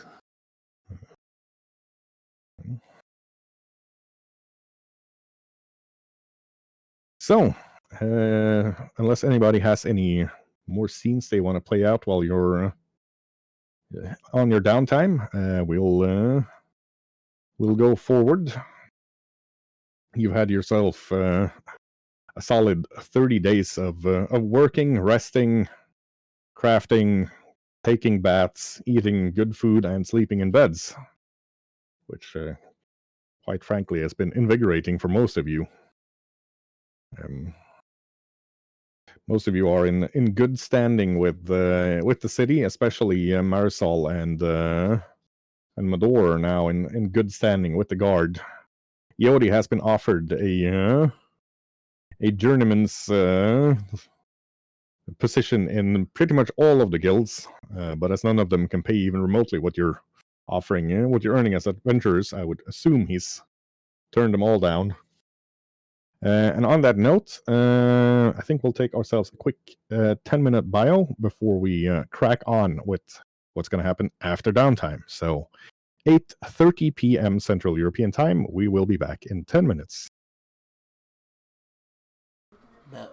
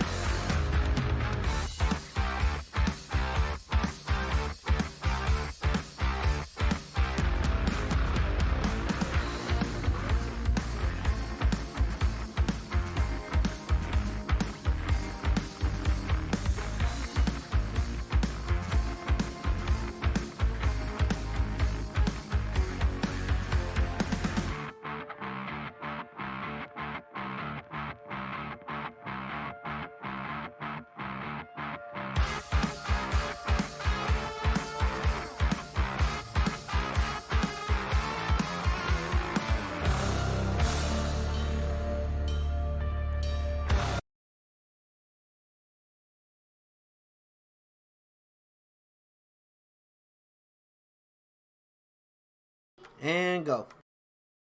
Excellent, and we are back. Welcome everybody. We've had ourselves a little break, but now we are back on track. It's been a little while, but you've gotten yourself a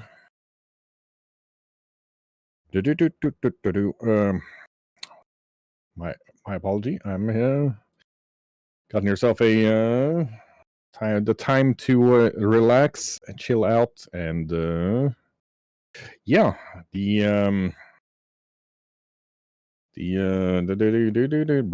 brain not working. The spring festival has started, so there's a lot of very happy, slightly drunk people around, just chilling out and having themselves a grand old time. I'm gonna So- dance. Ooh.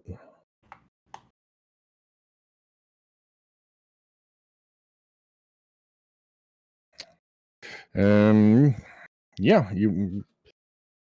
the spring festival is very it's a very popular festival for sure. There's music, singing, dancing. It seems like the entire town has taken a day off to just relax and enjoy themselves.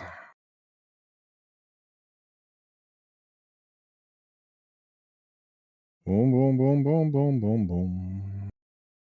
Miss Estrella, could an old man interest you in a stroll around the floor? I can't dance. To be honest, I've never been to a festival before. Oh, it's all about enjoying yourself, lass. Here, just follow me, and we'll keep it simple, hey? She glances to Marisol with pleading eyes. I'm already dancing with the local boy. Yori Noah. swoops in and he dances with Magnus. Yori loves to dance. This is the way we should do it then. Ah, you're quite good, Master Yodi. Oh, Yori loves to dance. Magnus. And he gives a look at Estrella and with a sly wink. She takes the chance to slip away.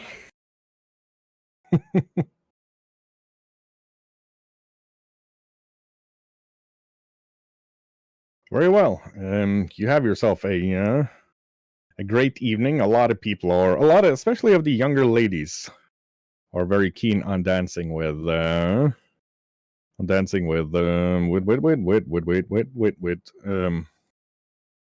Magnus and Mador.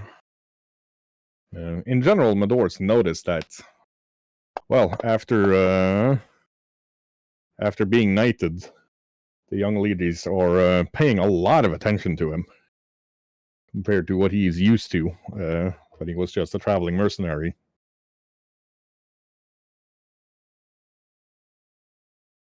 To your great surprise, Iodi actually seems to dance a nice jig together with Magnus, while Marisol's must be the shoes or something pinching, because she's just not looking that gracious on the dance floor. And let's see, that's Iodi, Marisol, and Magnus dancing. So from the rest of you, I would like a perception roll. Ah, Mador is also dancing, of course. Ooh. Ever vigilant.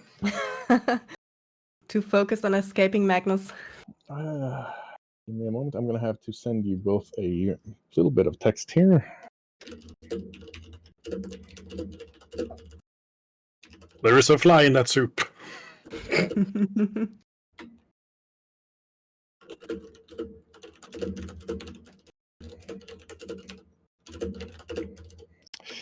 We'll just do it in speech. The two of you notice that the innkeeper's daughter is the one running the bar today. The innkeeper you can't see. Mr. Yodi, please.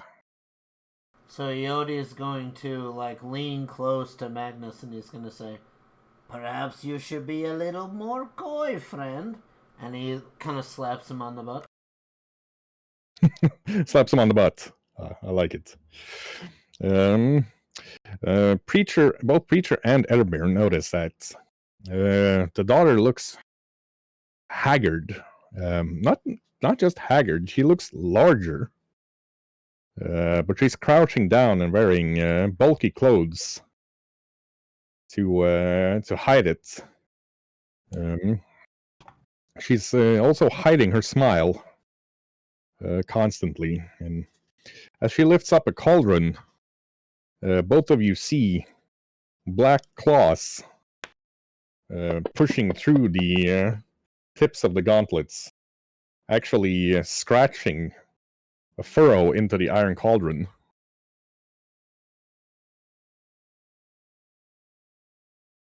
Do you see what I see?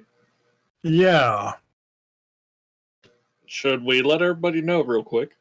Yeah. Do not drink anything at the moment. I'll keep an eye on her. Okay. So I assume people are planning on doing something cute. Wait a minute. What's going on here? Oh, there we are. My bad.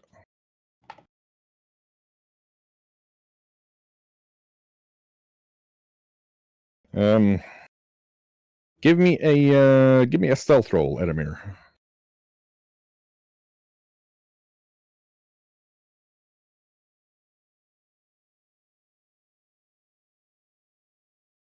There it is.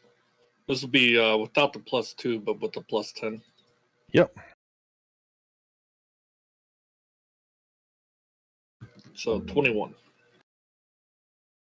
You both notice, by the way, that one of the dock workers, gentlemen's, or who, somebody disguised as a dock worker, to be more precise, is actually, as he reaches out to grab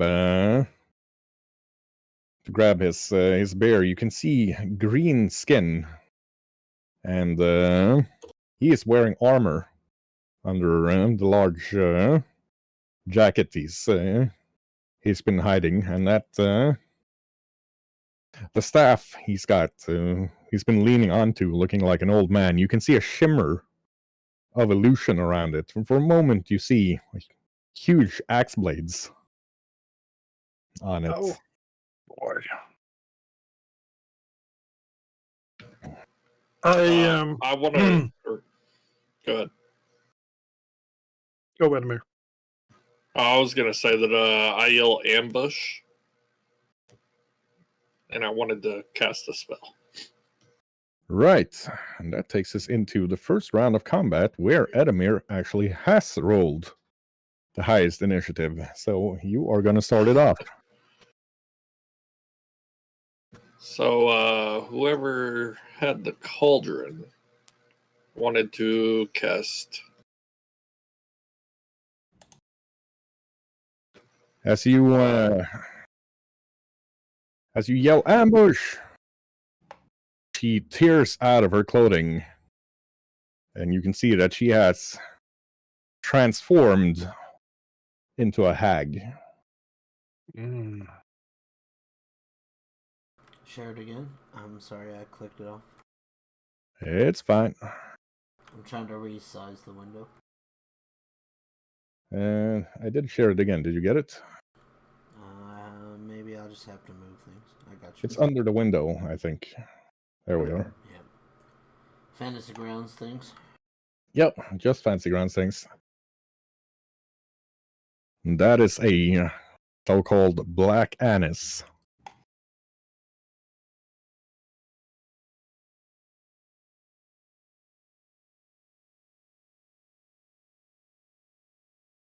So, Edamir, you are first off. I was going to cast Moonlight Ray on the hag. Ooh. New fun spells.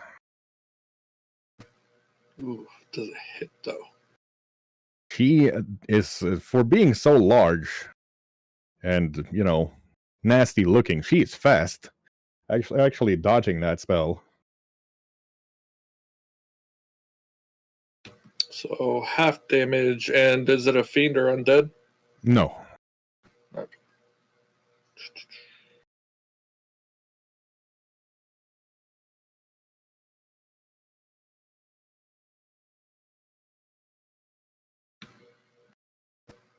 6.5 damage.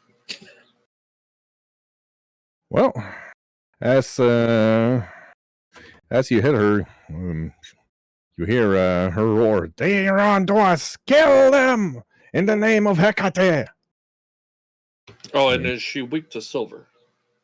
She is not. Okay. You do, however, have Roran in here with you, as he's been lounging in front of the fire and snoring. Then Roran will move here, and he will take a bite. Go for it, sir.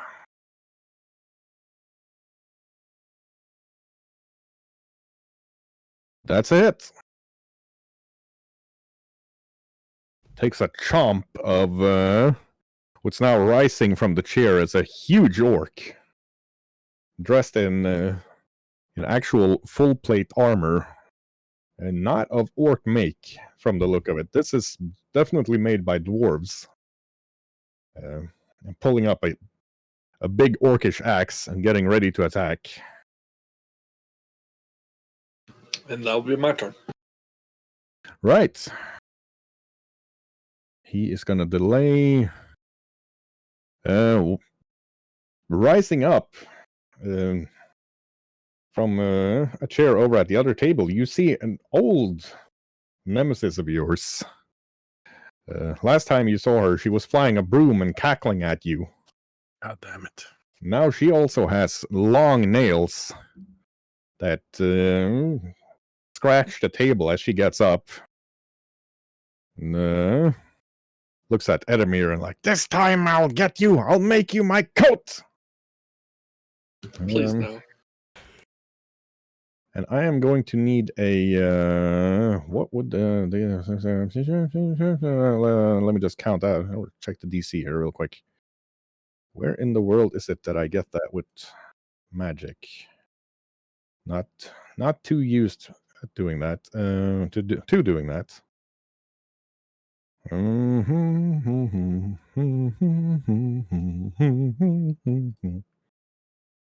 I will be with you in just a moment. All right, that's going to be a DC 23 Fortitude. Oof. Oof. Iromir's entire body vibrates. His bones hurt. Pretty much everything hurts. As she casts a spell on him at him for, let's see, 25 damage. In addition, he is sickened and he is deafened for 1 round.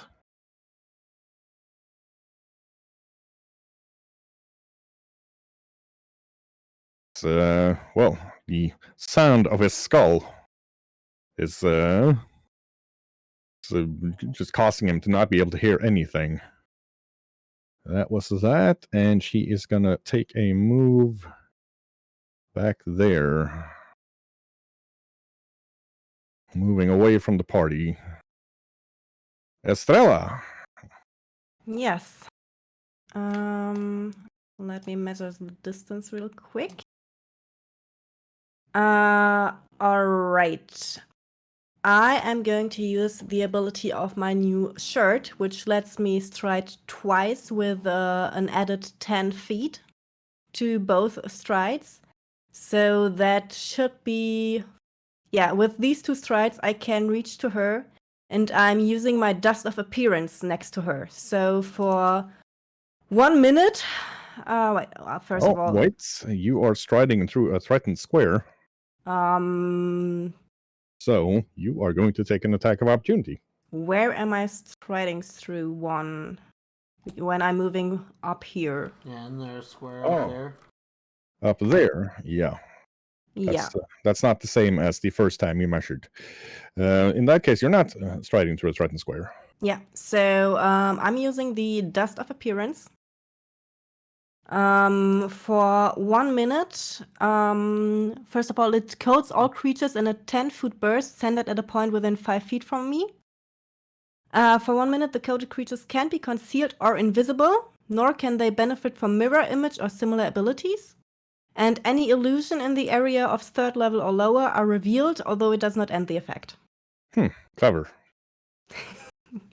Very Yeah. well. That's Um, not going to hit the hag, because she is more than 10 feet away, even if you center it course. on But I was out for the witch. Ivan Gulon, your old friend. Well, not Estrella's old friend, but some of the others in the party have met her before. Mm-hmm. And since the shirt let me stride twice, I should still have 2 actions left, right? The using the dust would be one action. All right. Okay. So 1 action, which means I can still have 1 attack on her. You can. That's a hit. Ah! She screams in pain as Estrella stabs her with the rapier. And that takes us to Mador. All right. I'm gonna grab the Raven Guide crossbow. And I'm gonna shoot at the hag. Go for it, sir. The Raven Guard crossbow, of course, also able to be stored in your gloves. It's a fair shot. It hits her in the shoulder, but it goes boink and actually bounces off, and not having hit the weak spot of the Annis hag there. So it's a free action to grab it, then 1 action to shoot it. I can't remember I believe it's 1 action to reload if you want to shoot it again.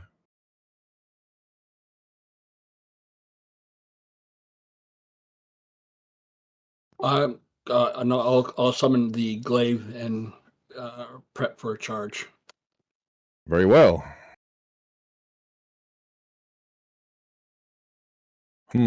This guy. He goes, me smash, tiny dragon.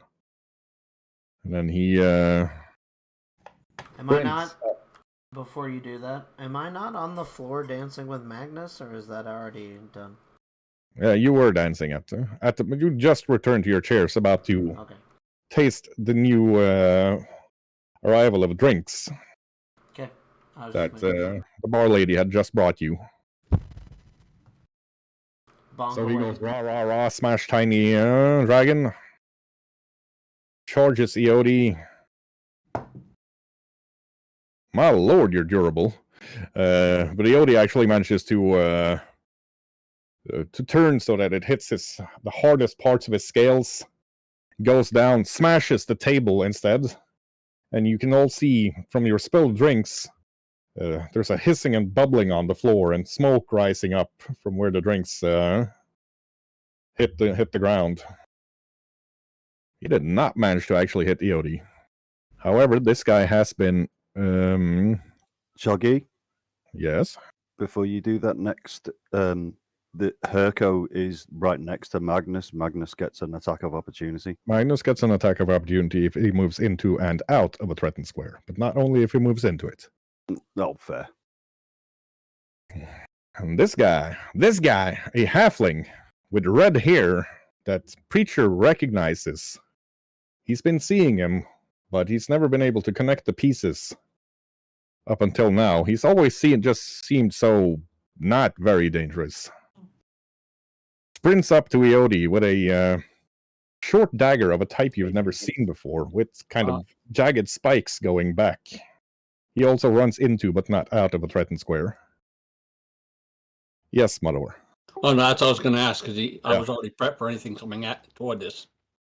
Yeah, you are right. You do get an attack of opportunity still, but he is going to try to acrobatics his ass through it. So you roll your attack against his acrobatics roll. Oh, that's going to be holy I don't crap. think it matters. Yeah, it actually does, because he also rolled a natural 20. But with a natural 20, his acrobatic score is 34. So you do hit. And it is a critical. Wit set to receive charge, so we will double the damage of that as well. Jesus, Begora. He jumps towards Iodi. You can see the jagged edges of that knife dripping with some sort of very nasty looking poison. And he's in the air going, ah! When Modor just slices him in half. And both parts of the halfling and the dagger drop next to Iodi. Because he dead. Well, I did not see that coming. Okay, then. Neither did I. You do have, pretty much with every character, a tendency to roll your criticals when it matters, be it an orc gargant or a halfling assassin. They kind of just get bent once Mandor starts swinging. The hag is going to jump up onto the counter there, giving her high ground against Estrella. Nimble dodge. So that's a +1. Nah, +2, I think it is even. Mm-hmm. Let me check that real quick. It's not going to matter for the first hits. Yeah, it's a +2. Right, so she slashes Estrella for 11 slashing damage and grabs her in one hand for trying to slash her again. It slashes her a second time for 14 damage. Doesn't help me much when you just say more details. Let me check here. I'm gonna actually have to look this up. My apologize. Oh, and she rends Estrella with her nails for an automatic hit for another 14 slashing damage. Ouch. Now that Now, hurt. holding Estrella in one hand and just kind of repeatedly pushing her nails into Estrella. Speaking of pushing things into Estrella, it's Marisol's turn. Yeah. So that Herko Immonen stands right in front of me. Herko. Yes? So I'm just gonna shoot him. Yep, with your pistol, I assume. Yes, I do have the rifle in my sleeve, but I'll shoot him with a pistol. Oh, you've got tricks up your sleeves. Also guns. Lots of guns. Right. I even have blunderbuss there. Okay, then. He did not see that coming, the pistol suddenly appearing. However, Marisol does kind of snapshot it, and it pings off of his plate armor. Well, I'm reloading quickly and shooting again. Go for it, ma'am. And it pings off of him again. God damn it, what's wrong with me today? Ping, ping. Still out of breath from all the dancing. Yes. Stepping on people's toes. You do get tired from that. It is Iodi's turn. Okay. Man, I saw a guy get chopped in half, and then there's this guy like swinging at me and stuff. And it's terrifying. I look at Magnus and I'm like, this is not the way things should happen after I dance with you. And then he's gonna tap himself on the chest, and I will cast Blur on myself. Ah. So Iodi is now difficult to see. Among other things. yeah, you have concealment, I believe, from Blur. Quite. And then I'm gonna walk over here. Okay, he is going to take his attack of opportunity. First, I'm just going to roll a d100. Nope, he slashes at where he thinks Eodi is. But that's not actually Eodi. He just chops a chair in two. Yep. And Yodi is gonna move over there, and he's gonna. That's the end of my turn.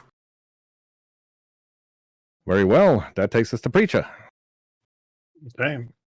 Well, first off, gonna activate my stance, Stoke Flame, and that gives me an extra movement, but I still can only reach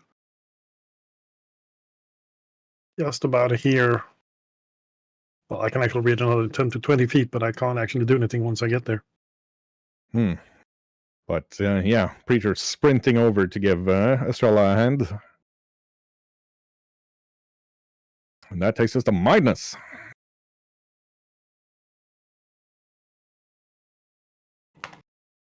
Okay, well, Herco's standing in front of him, so Magnus is just going to draw his saber and attack. After shouting back to Eodi, "It wasn't my fault!" That's a hit, sir. Yeah, Magnus goes in, gives him a light slash over the shoulder.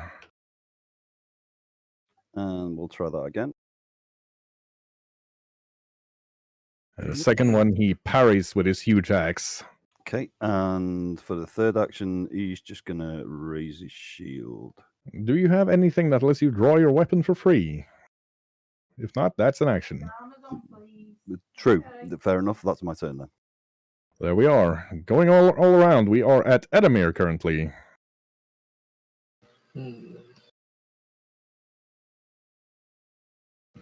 I'm going to decisions. Move up to there and cast Electric Arc on Maywin and the Hag. Let us see. What does it mean that he is deafened currently? I cannot hear. So things with the auditory trait. Okay, yeah. You used to be in first edition. You also had a miscast chance, but you don't have that. You still know how to speak. You just can't hear what you're saying. So, feel free. You were casting what on who? Electric Arc on Maywin and the Hag. Very well. Electric Arc. So That's basic reflex saves. What is your DC, sir? 22. 22. Ooh. That is a clean hit on Maven, but the Hag again dodges the worst of it.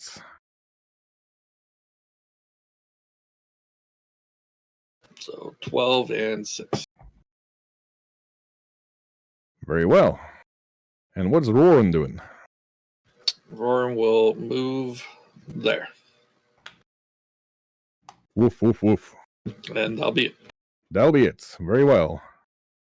That takes us to Maywin, who is looking almost slightly panicked now that there's dust of appearance on her. She's going to move over behind the Hag.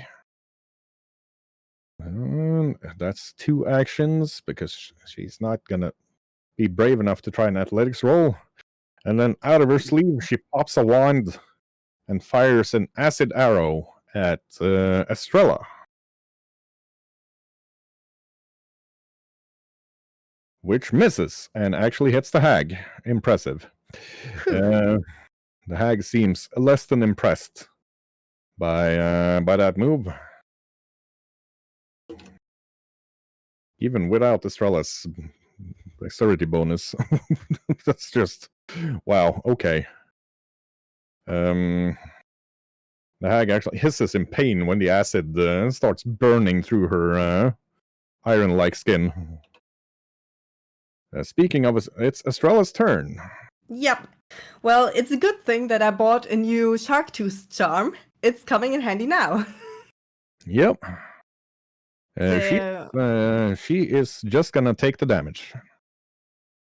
well, I can roll the acrobatics first. Okay, roll your acrobatics first. You do actually manage to wriggle out of her grasp, so you don't have to use the charm. Well, but I have to activate it before I roll, so it's used anyway. Okay. That is the trigger. But it says, but you haven't rolled yet, so it is Okay. gone. Gotcha. I need a full bag of those. So now that I'm free, I am going to move back behind Adamir, which only takes me 1 move. And I'm going to chuck down one of the potions EOD provided us with. Not a bad idea.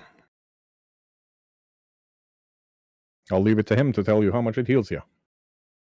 That's a lesser portion, right? Yep. Yep. So yes. I can Google it here in a minute. I have to figure out where my goddamn screen is at. I can't even find my. I cannot. If you look at the stream, I can't even find my character sheet. It should be 3d6 plus 6 hit points, and the bonus is 1, it says in the item's description. Yeah. Very well. 6 plus 6 it is. While she's chugging that, it is Mador's turn. Is that orc within my reach, or do I have to step into it?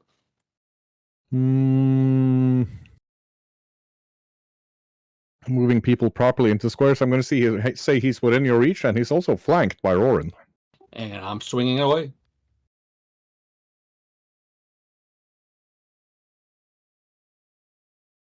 Wow. First one's a miss. He blocks that with his axe. And the second one.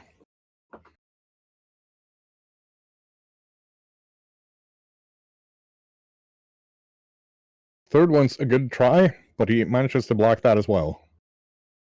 Dang.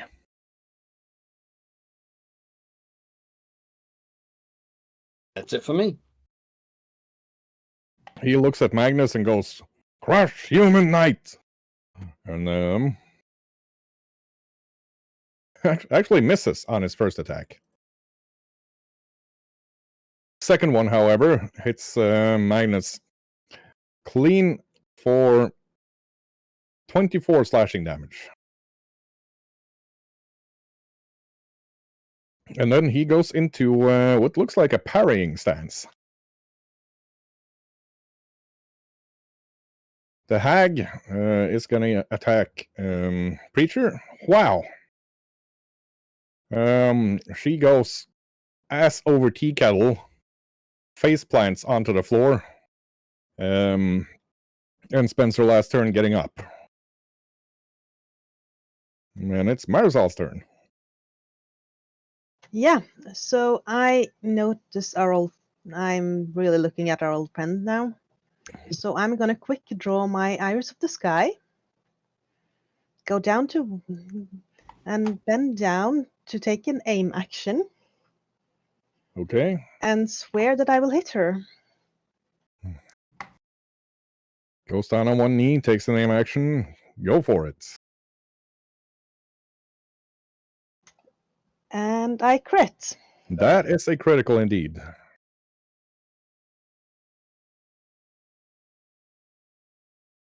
Wow. Yeah, she's cursing and fumbling for her. And then 4 more fire damage, where 3 of them are persistent. She's cursing and fumbling for her something in her clothes when Marzal just drills her straight between the eyes. And she falls over. Then I reload. Very well. Speaking of reloading, it's Eodi's turn. Yes. Yodi's gonna shuffle the entire map. My bad. To there. That's fine. And then I am going to go ahead. I'll do a. He'll reach down in the ground and kind of swirl his hands a little bit, and I'll throw a magic missile. Right. It'll be a 2-action magic missile because I moved. Very well. At who? At the what's she? Anise Hag? Yeah. That's At the one. Black Anise. Yes, Black Anise Hag. Yeah. So I will just shoot her. She's got a slight taste of licorice to her. Yeah, she's Um, delicious. Yeah, she's obviously both injured and very pissed off. Is turning to charge at Iodi when it's Preacher's turn. Well, I'm charging up my key strike, so bang my chest once and then hit the hag with a flurry of blows to begin with. Go for it, sir. Mhm.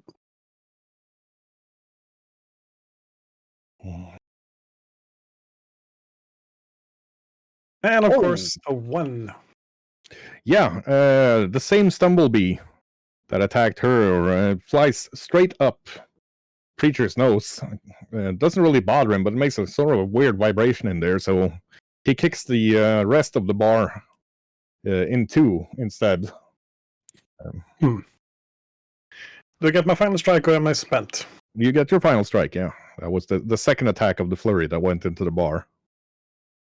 But he's obviously a bit out of it, and just kind of volley kicks a flying tankard of beer over towards Magnus.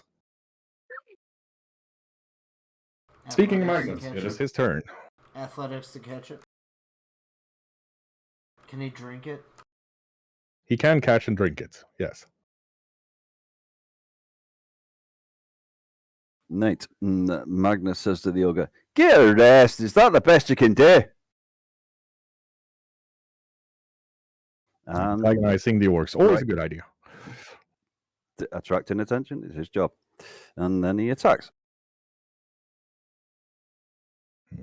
That's it. That's a more solid hit. They definitely felt that one as Magnus slashes him over his lower left arm. Same again. Same again. You do not have any flanking, so that's a miss. And Magnus will raise his shield for the last action. Very well. Edamir is no longer deafened. All right, I'm going to cast a sudden bolt on the hag. So basic reflex.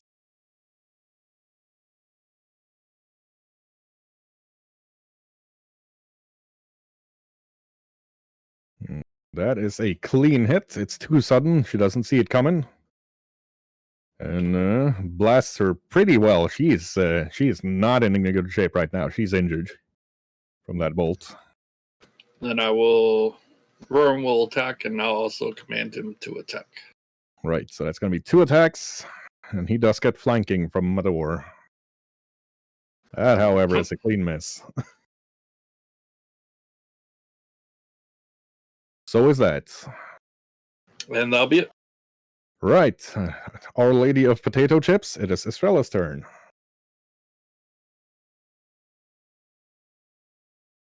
All right. I don't want to get close to her, but I want to assist somehow. So I'm going to use lead and leg poison on my blowgun, on my darts. Okay.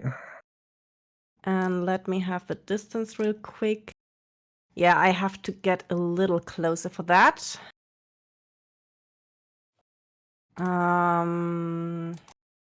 So I am going to move here. And I'm using my blowgun on her. Wow. Okay, that's a critical. Sweet. All right. So the lead and leg poison is DC 20 fortitude. She has a success on that. Well, then I'm afraid it doesn't really do much, right?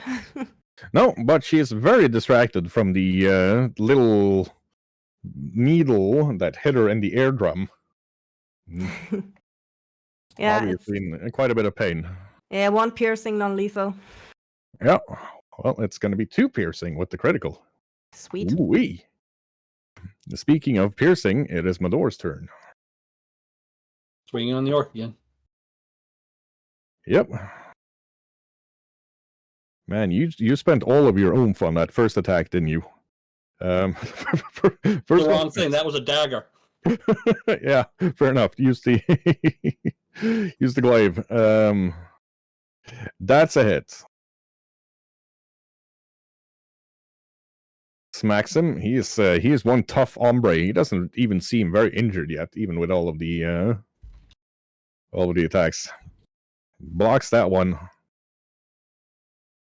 and actually blocks that one as well. And it's still going. Smash, puny human! Attacking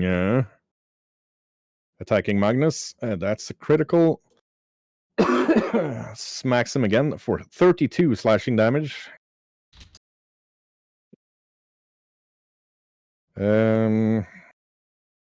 And I actually forgot he used. Nah, I forgot. So it doesn't matter. Magnus dodges the other one, and he goes into his parrying stance again. The Anis, she is gonna sprint up towards Yodi. Going, I'll kill you, you little bastard! I'll make you my slippers and your tail! I will use your tail as a condom! And slashes and misses. Yeah, she's just kind of wildly scraping at Yodi. Now, most of the people in the inn have managed to get out through windows or doors. You can also hear the whistles of the guard getting closer. It is Marisol's turn. Yeah, so I see that tag going after my friend over there. Yep. So I take a deep breath. I aim at her and shoot again. Go for it.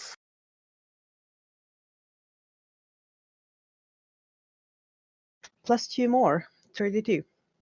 32. That's a hit, but not a crit. Aw. I know, life is hard. Still, she's definitely taking some damage now.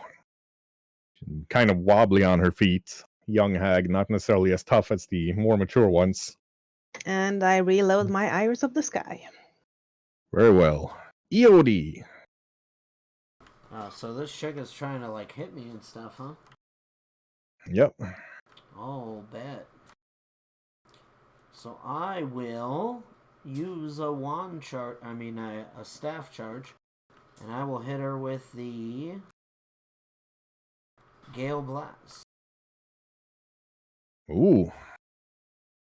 So she has to make a Fortitude saving throw against my spell. What is the DC of that?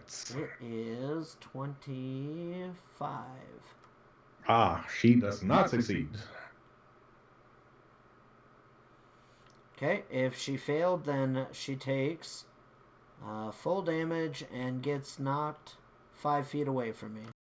Okay. That would be... That would be 4 bludgeoning damage. Right. Yeah, she doesn't seem to actually care about the bludgeoning as much as the wind is just pushing her away. Then I'll use my other 2 actions, and I will move over there behind my door. Clever. It is Preacher's turn. Well, this chick is obviously trying to get away from me, so I'm going to run after. Interspersing myself between Estrella and the hag. Very well. I wish to grapple the thing. Okay. Very well. Athletics. Yep. Versus her passive athletics. That is, she is just too big and too strong for Preacher to manage to grapple her. Interesting. I'll try and just hit her instead.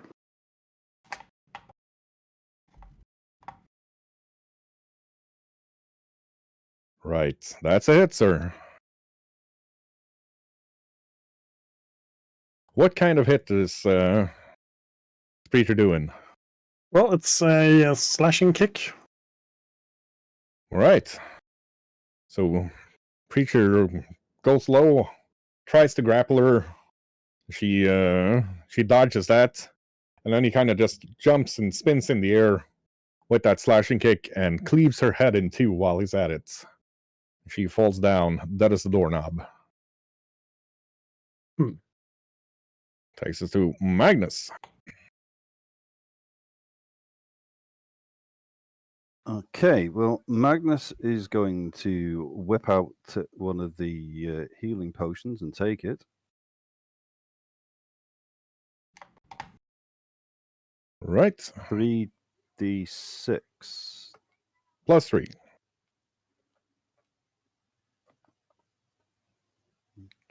Okay, so that's 19 back.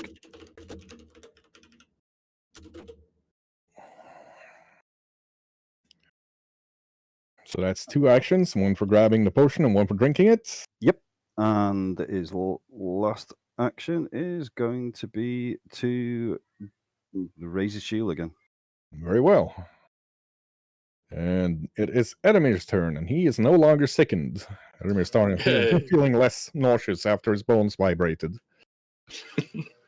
I will move there and cast Produce Flame.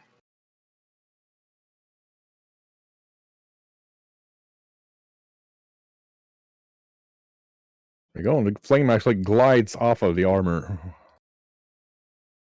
And then Roran will attack. Very well. That's a miss. And that'll be it. That'll be it. Excellent. Estrella. Yes. I'm going to move one action normally.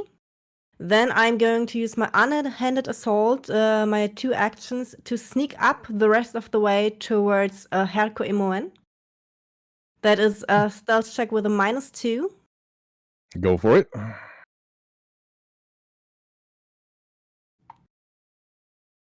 -2, so it's a 20. Mm-hmm. And if it succeeds, I can attack at the end of the move. And you cannot. So I failed. Yep. But I didn't know that when I sneak up, so I'm still here. He seems to have a... He feints and pretends he doesn't know where you are. And the moment you try to attack, you have to jump back to not get bisected by an axe. Speaking of bisecting, it is Mador's turn. He's already bisected one enemy today. I'll do my normal.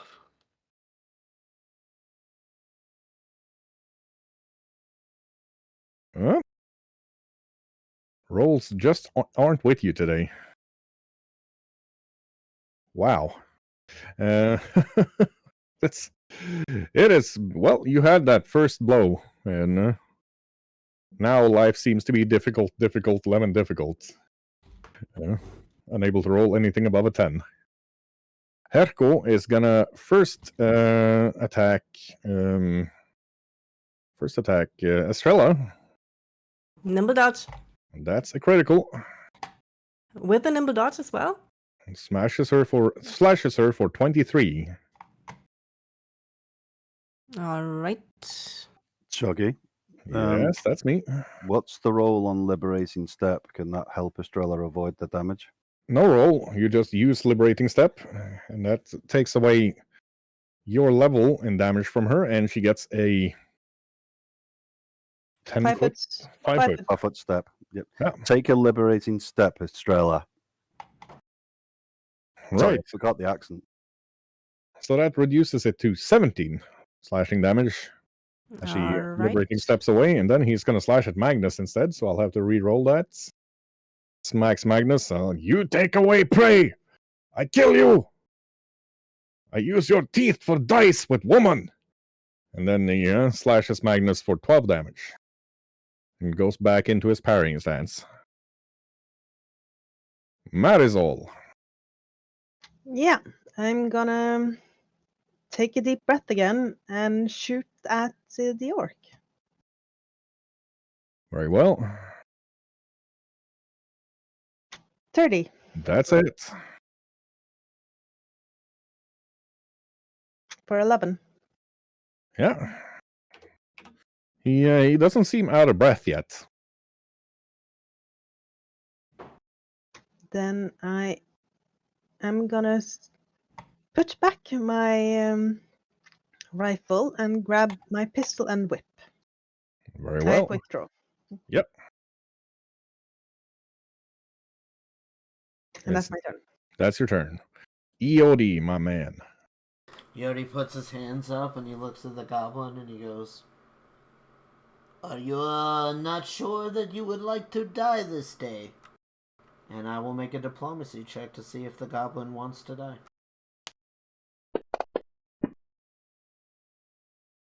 Oh. He looks around and sees that his compatriots are dead, and he grins at EOD and it is too bad. It was a fun fight, but there's no point dying for nothing. I am just a hired axe. I care not if you live or die, but I do care if I live or die. Then he Yes. holds axe out with the handle first to Magnus and goes down on one knee and Sir Knight, I yield to you and your compatriots. Aye. Well, we accept your surrender. Yodi walks up and he goes, "Say who you work for. Tell me more. We will not kill you this day." These are the terms I can accept. I was hired last night by the young lady that turned out to be, and he points to the hag, that thing. She said you had killed her grandmother and wanted retribution. She also said you were powerful warriors. If not, I would not have cared. But I would like to fight powerful warriors when I have the opportunity. Aye, well, you certainly hit hard enough. It's a good swing. I I toss a think- set of manacles to you, Magnus. I think we better pay the bailiff another visit who sent us to this particular establishment. He looks at Estrella, at Marisol. You will not need manacles. I am sworn to the one who has accepted my surrender. My axe, until the next changing of the seasons, belongs to... He looks at Eodi. Belongs to... Oh, yes. I thought you meant Magnus. You would surrender to me then. You are the one that gave me the opportunity. I must... Then no one will touch him. And I will reach for the axe that Magnus has. And I will say, "Then you will come with me and you and I will discuss this whole thing." That's good enough for me. Aye, me too. Master Very well, Yodi. my lord. Yodi has now gained a follower. Yodi will walk him towards the jail cell. And I will discuss, how he feels, what's going on. I want to get as much information from him as I can. Yeah, the moment you've taken the axe and you're starting to walk towards the door, 8 large men-at-arms, you recognize them as the personal men-at-arms of the bailiff, charge in with her following.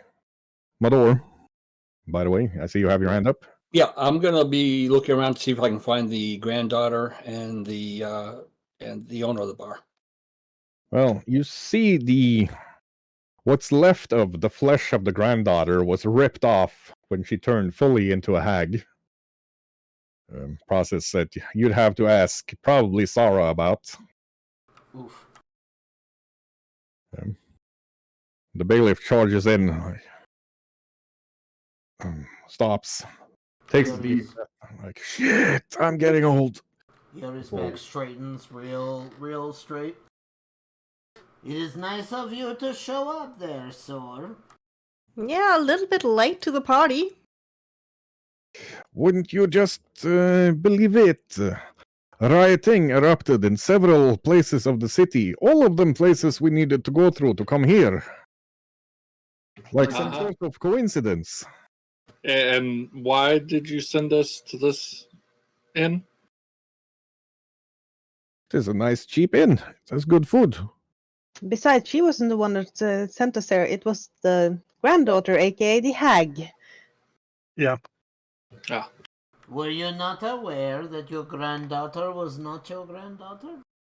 Oh, the bailiff is not the grandmother of the granddaughter. That's the old lady that's you the haven't other seen one. today. Sorry, never mind. Yodi yeah. just straightens up and he's leading his. If I can lead my prisoner out, then I'm just gonna do it. Oh. Estrella is looking at the bailiff. You should offer a search warrant for the grandmother. She's either injured, dead, or in conspiracy with a hack. She turns and looks at the men-at-arms, and they spread out, starting to check the inn. She also looks at the audio, like, Master Wizard, would you, mon frère, wait for just a moment before you leave with your new friend here? What is it that you need then? First of all, I would very much like to know why there are several corpses. Wait a minute.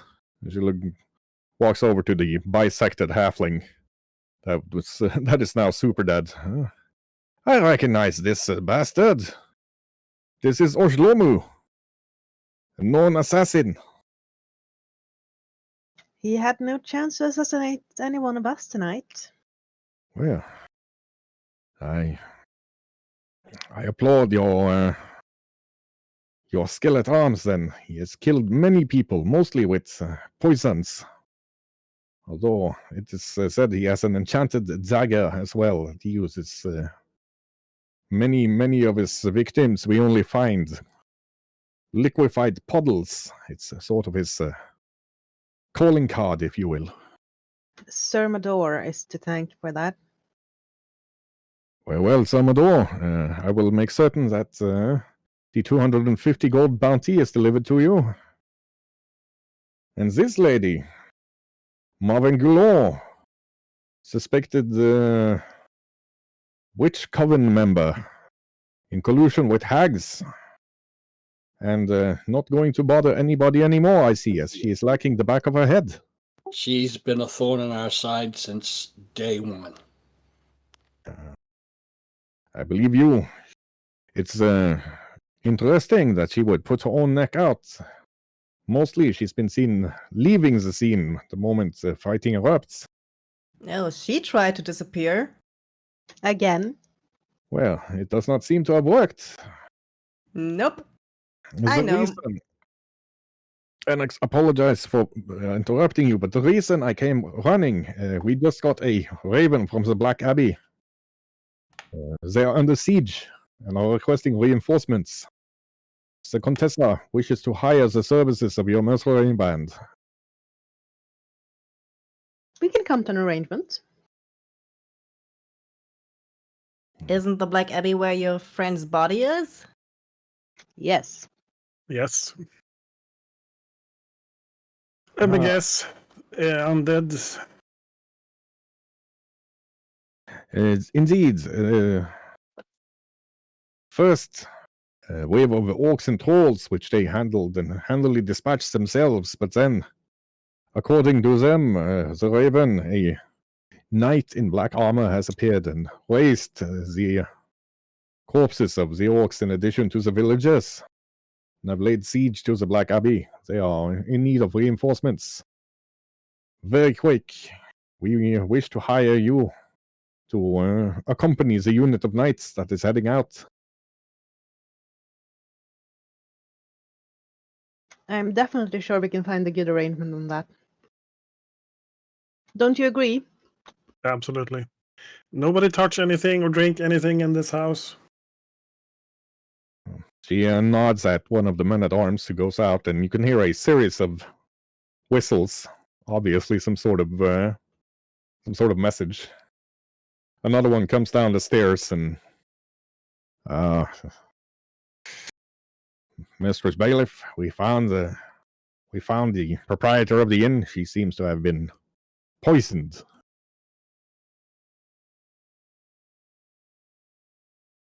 Is she dead? I'm afraid she did not survive the experience. I take off my hat and in respect. She was kind to us. Aye. Poor Sure. lassie. This is the reason the bounty on eggs is so high. They corrupt, destroy families, villages, communities. It is a good thing that you have handled this in a timely manner. At least this one isn't gonna do it again.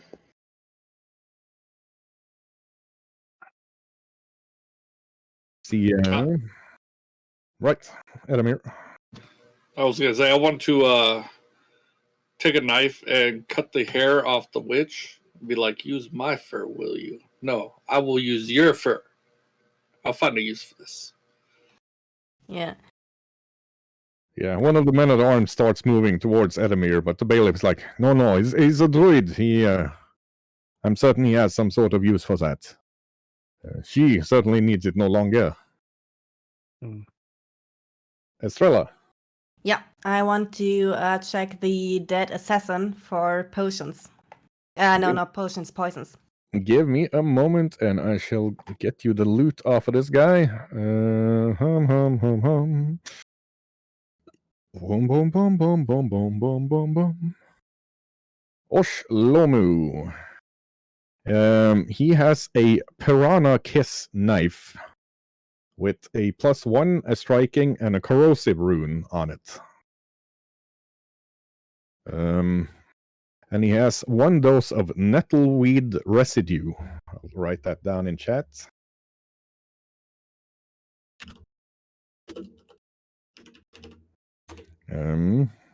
You see several empty bottles, 7 of them to be exact, and you're fairly certain that what was smoking out of your cups was this.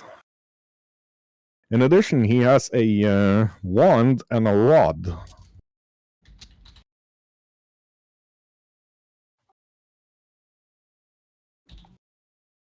The rod looks quite strange. It seems like it's hollow and filled with some sort of dice. But only one dice can come out into the forefront once it's been shaken. Mm-hmm. Is it a 1? I'm just going to write this down in the chat because y'all are going to be identifying it anyway.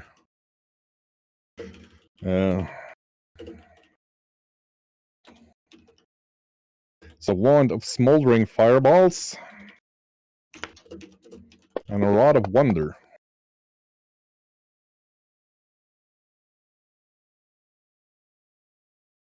In addition to that, he has 25 platinum coins in a pouch hidden in his groin area. How much? 25 platinum. And you can see it's actually stamped with the face of Hecate. An old, hideous hag crone face.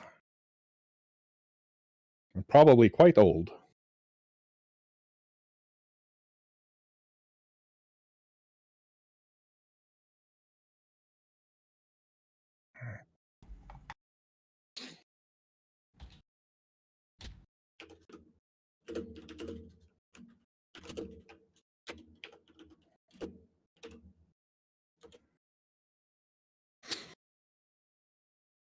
So that's what he's got on him.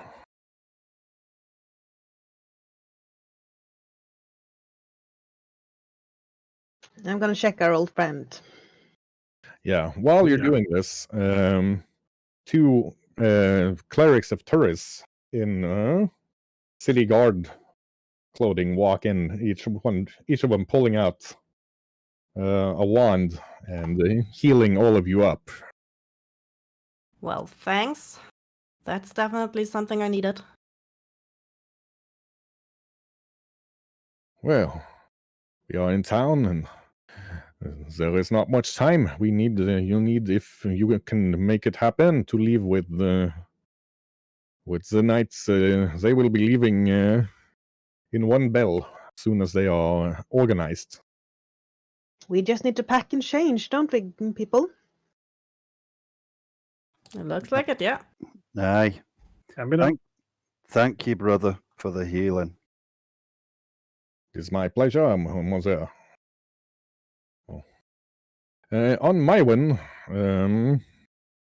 she has a set of artisan's healer tools.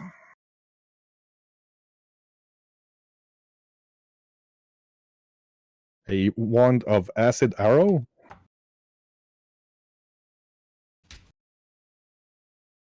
and a staff of transmutation.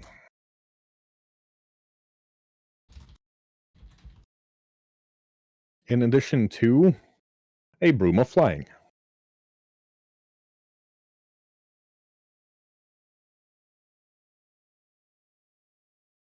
And for some reason, Google picked up on me saying broom of flying and started telling me what the magic item does. How interesting. Huh. She also has a pouch with 50 of the platinum hag coins.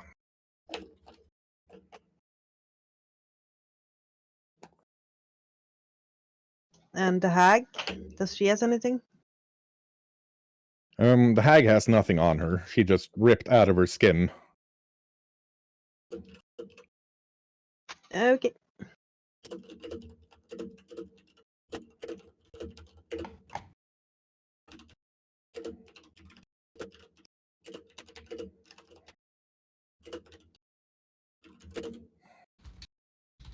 So that's what they have. Herko Immonen is kind of just hovering around Eodi, about one step behind him to the left, and you can see his eyes scanning for threats. You are safe with me, friend. Do not worry. I was just hired to assassinate you, my friend. I must now make certain there are no second wave of assassins. While I do not have my axe, then he cracks his knuckles, I still have my mitts. I am safe from most threats. Even you, friend. My life is sworn to you, my lord. It would be a blemish on my honor in the eyes of Krius. I would never get to Brawlhalla if I broke my vow to you. This is why we will sit down and discuss things. Yodi has no idea of what this Brawlhalla means. Oh, it is a fantastic place where the follower of Krius, who lives strong and honorable, gets to fight and drink for the rest of eternity once we die. You and I will sit down. I love to hear these stories. Do not worry about the people around us now. I've no heard that one about the followers of Creus before, but he is an orc. It's because the smaller people of Krius, they have gotten it wrong. They think you go to fields with wine and honey. Krios would not want that. Krios wants to arm wrestle and smash things with his head. Aye, that sounds like him, alright. Yodi would not belong in a place of this nature. No, but our new friend would. I like our new friend. I look forward to interviewing him. So, how much are we offered to follow your knights? Well, it seems that we have common interests up there. Yes, you wish to save the body of your friend, but we will, of course, pay you 300 gold per one of you. For it should take you 4 days to get there, say 3 days to break the siege. And if it turns out to be another week, 300 more gold for each of you. Eodi, I think we should build more of these bombs that we developed. Ah, yes, you and I will look into this. However, Yodi is going to be busy for a few days, I think.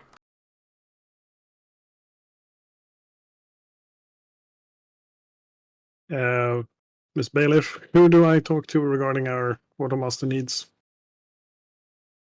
Well, I'm here. It is easier to just talk to me right now than talking to somebody who has to write it down, come to me, have it signed, and then carry it back to someone.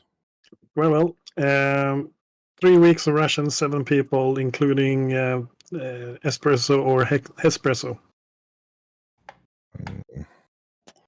I can do you 2 weeks of rations, espresso, and a riding force for whoever does not have transportation. Should be doable. Yes. Very well. It shall wait Marisol? at the southern gate. In she looks at her wrist like, "What am I doing? There's nothing there." Once the bell tolls, there's around half a bell until the knights leave. Then we all better go get ready, people.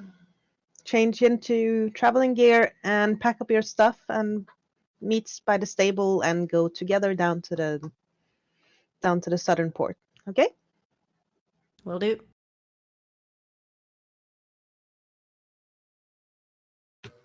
Master Yodi, do you think you can make me like a duster out of this hair?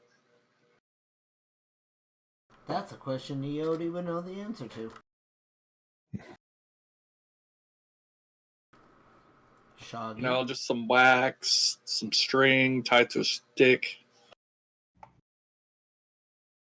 Why would you want to make a shirt out of the hair of this creature? No, not a duster. A duster to move dirt.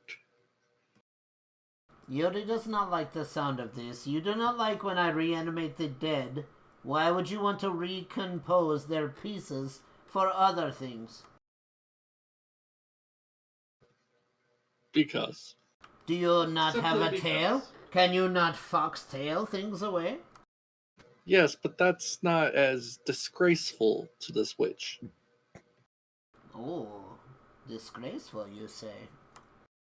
Yodi will think of it. Yodi is very busy at this moment. Very well. Once you guys get to where you want to... Oh, that's wrong. There we are. Son of a biscuit. Once you guys get to your rooms, Edamir finds that the branch he's been carrying for a while from the holy tree, after slaying the hag, you can see that it's starting to form. It's formed into a staff with a fox, sort of a wooden fox head on top of it, and there's a new circle of runes describing that he has been complicit in the slaying of a black anise hag. I have added the item to your inventory.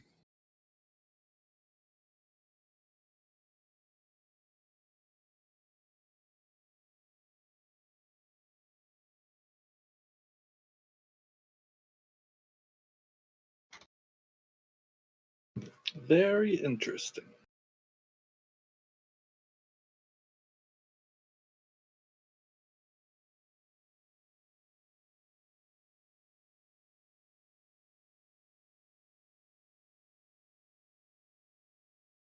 Right, as you come down towards the gate, it's getting dark. But you see a large amount of people gathered there. To your surprise, you see Roland Gramont sitting as the leader of the knights. Somewhere in there, you can hear you recognize the dwarf Duirak's voice going, we just gotten back here as well. I was looking forward to some time off, and then we gotta go do what? Break a siege somewhere? Yeah, well, I guess that's the life. I had picked out a really nice guy for the spring festivals, and here I am. So quit complaining, dwarf, and have a drink. I toss him a bottle of something. Oh, it's the Dark Edges. Well, it's good to see you all. I'm glad that we'll have some backup on this. The knights are fine and all. Stout warriors, all of them, brave bunch, but they can't, throw around fire like Master Yodi or sneak up on you in the night and scare the shit out of you like Estrella or Edemir. And they don't see in the dark half as well as Medor or, punch people as hard as Preacher or... Well, I guess Magnus is just another knight, but it's never bad to have more knights. Rock and stone. They're not as good at putting on bandages as Magnus, that's for certain.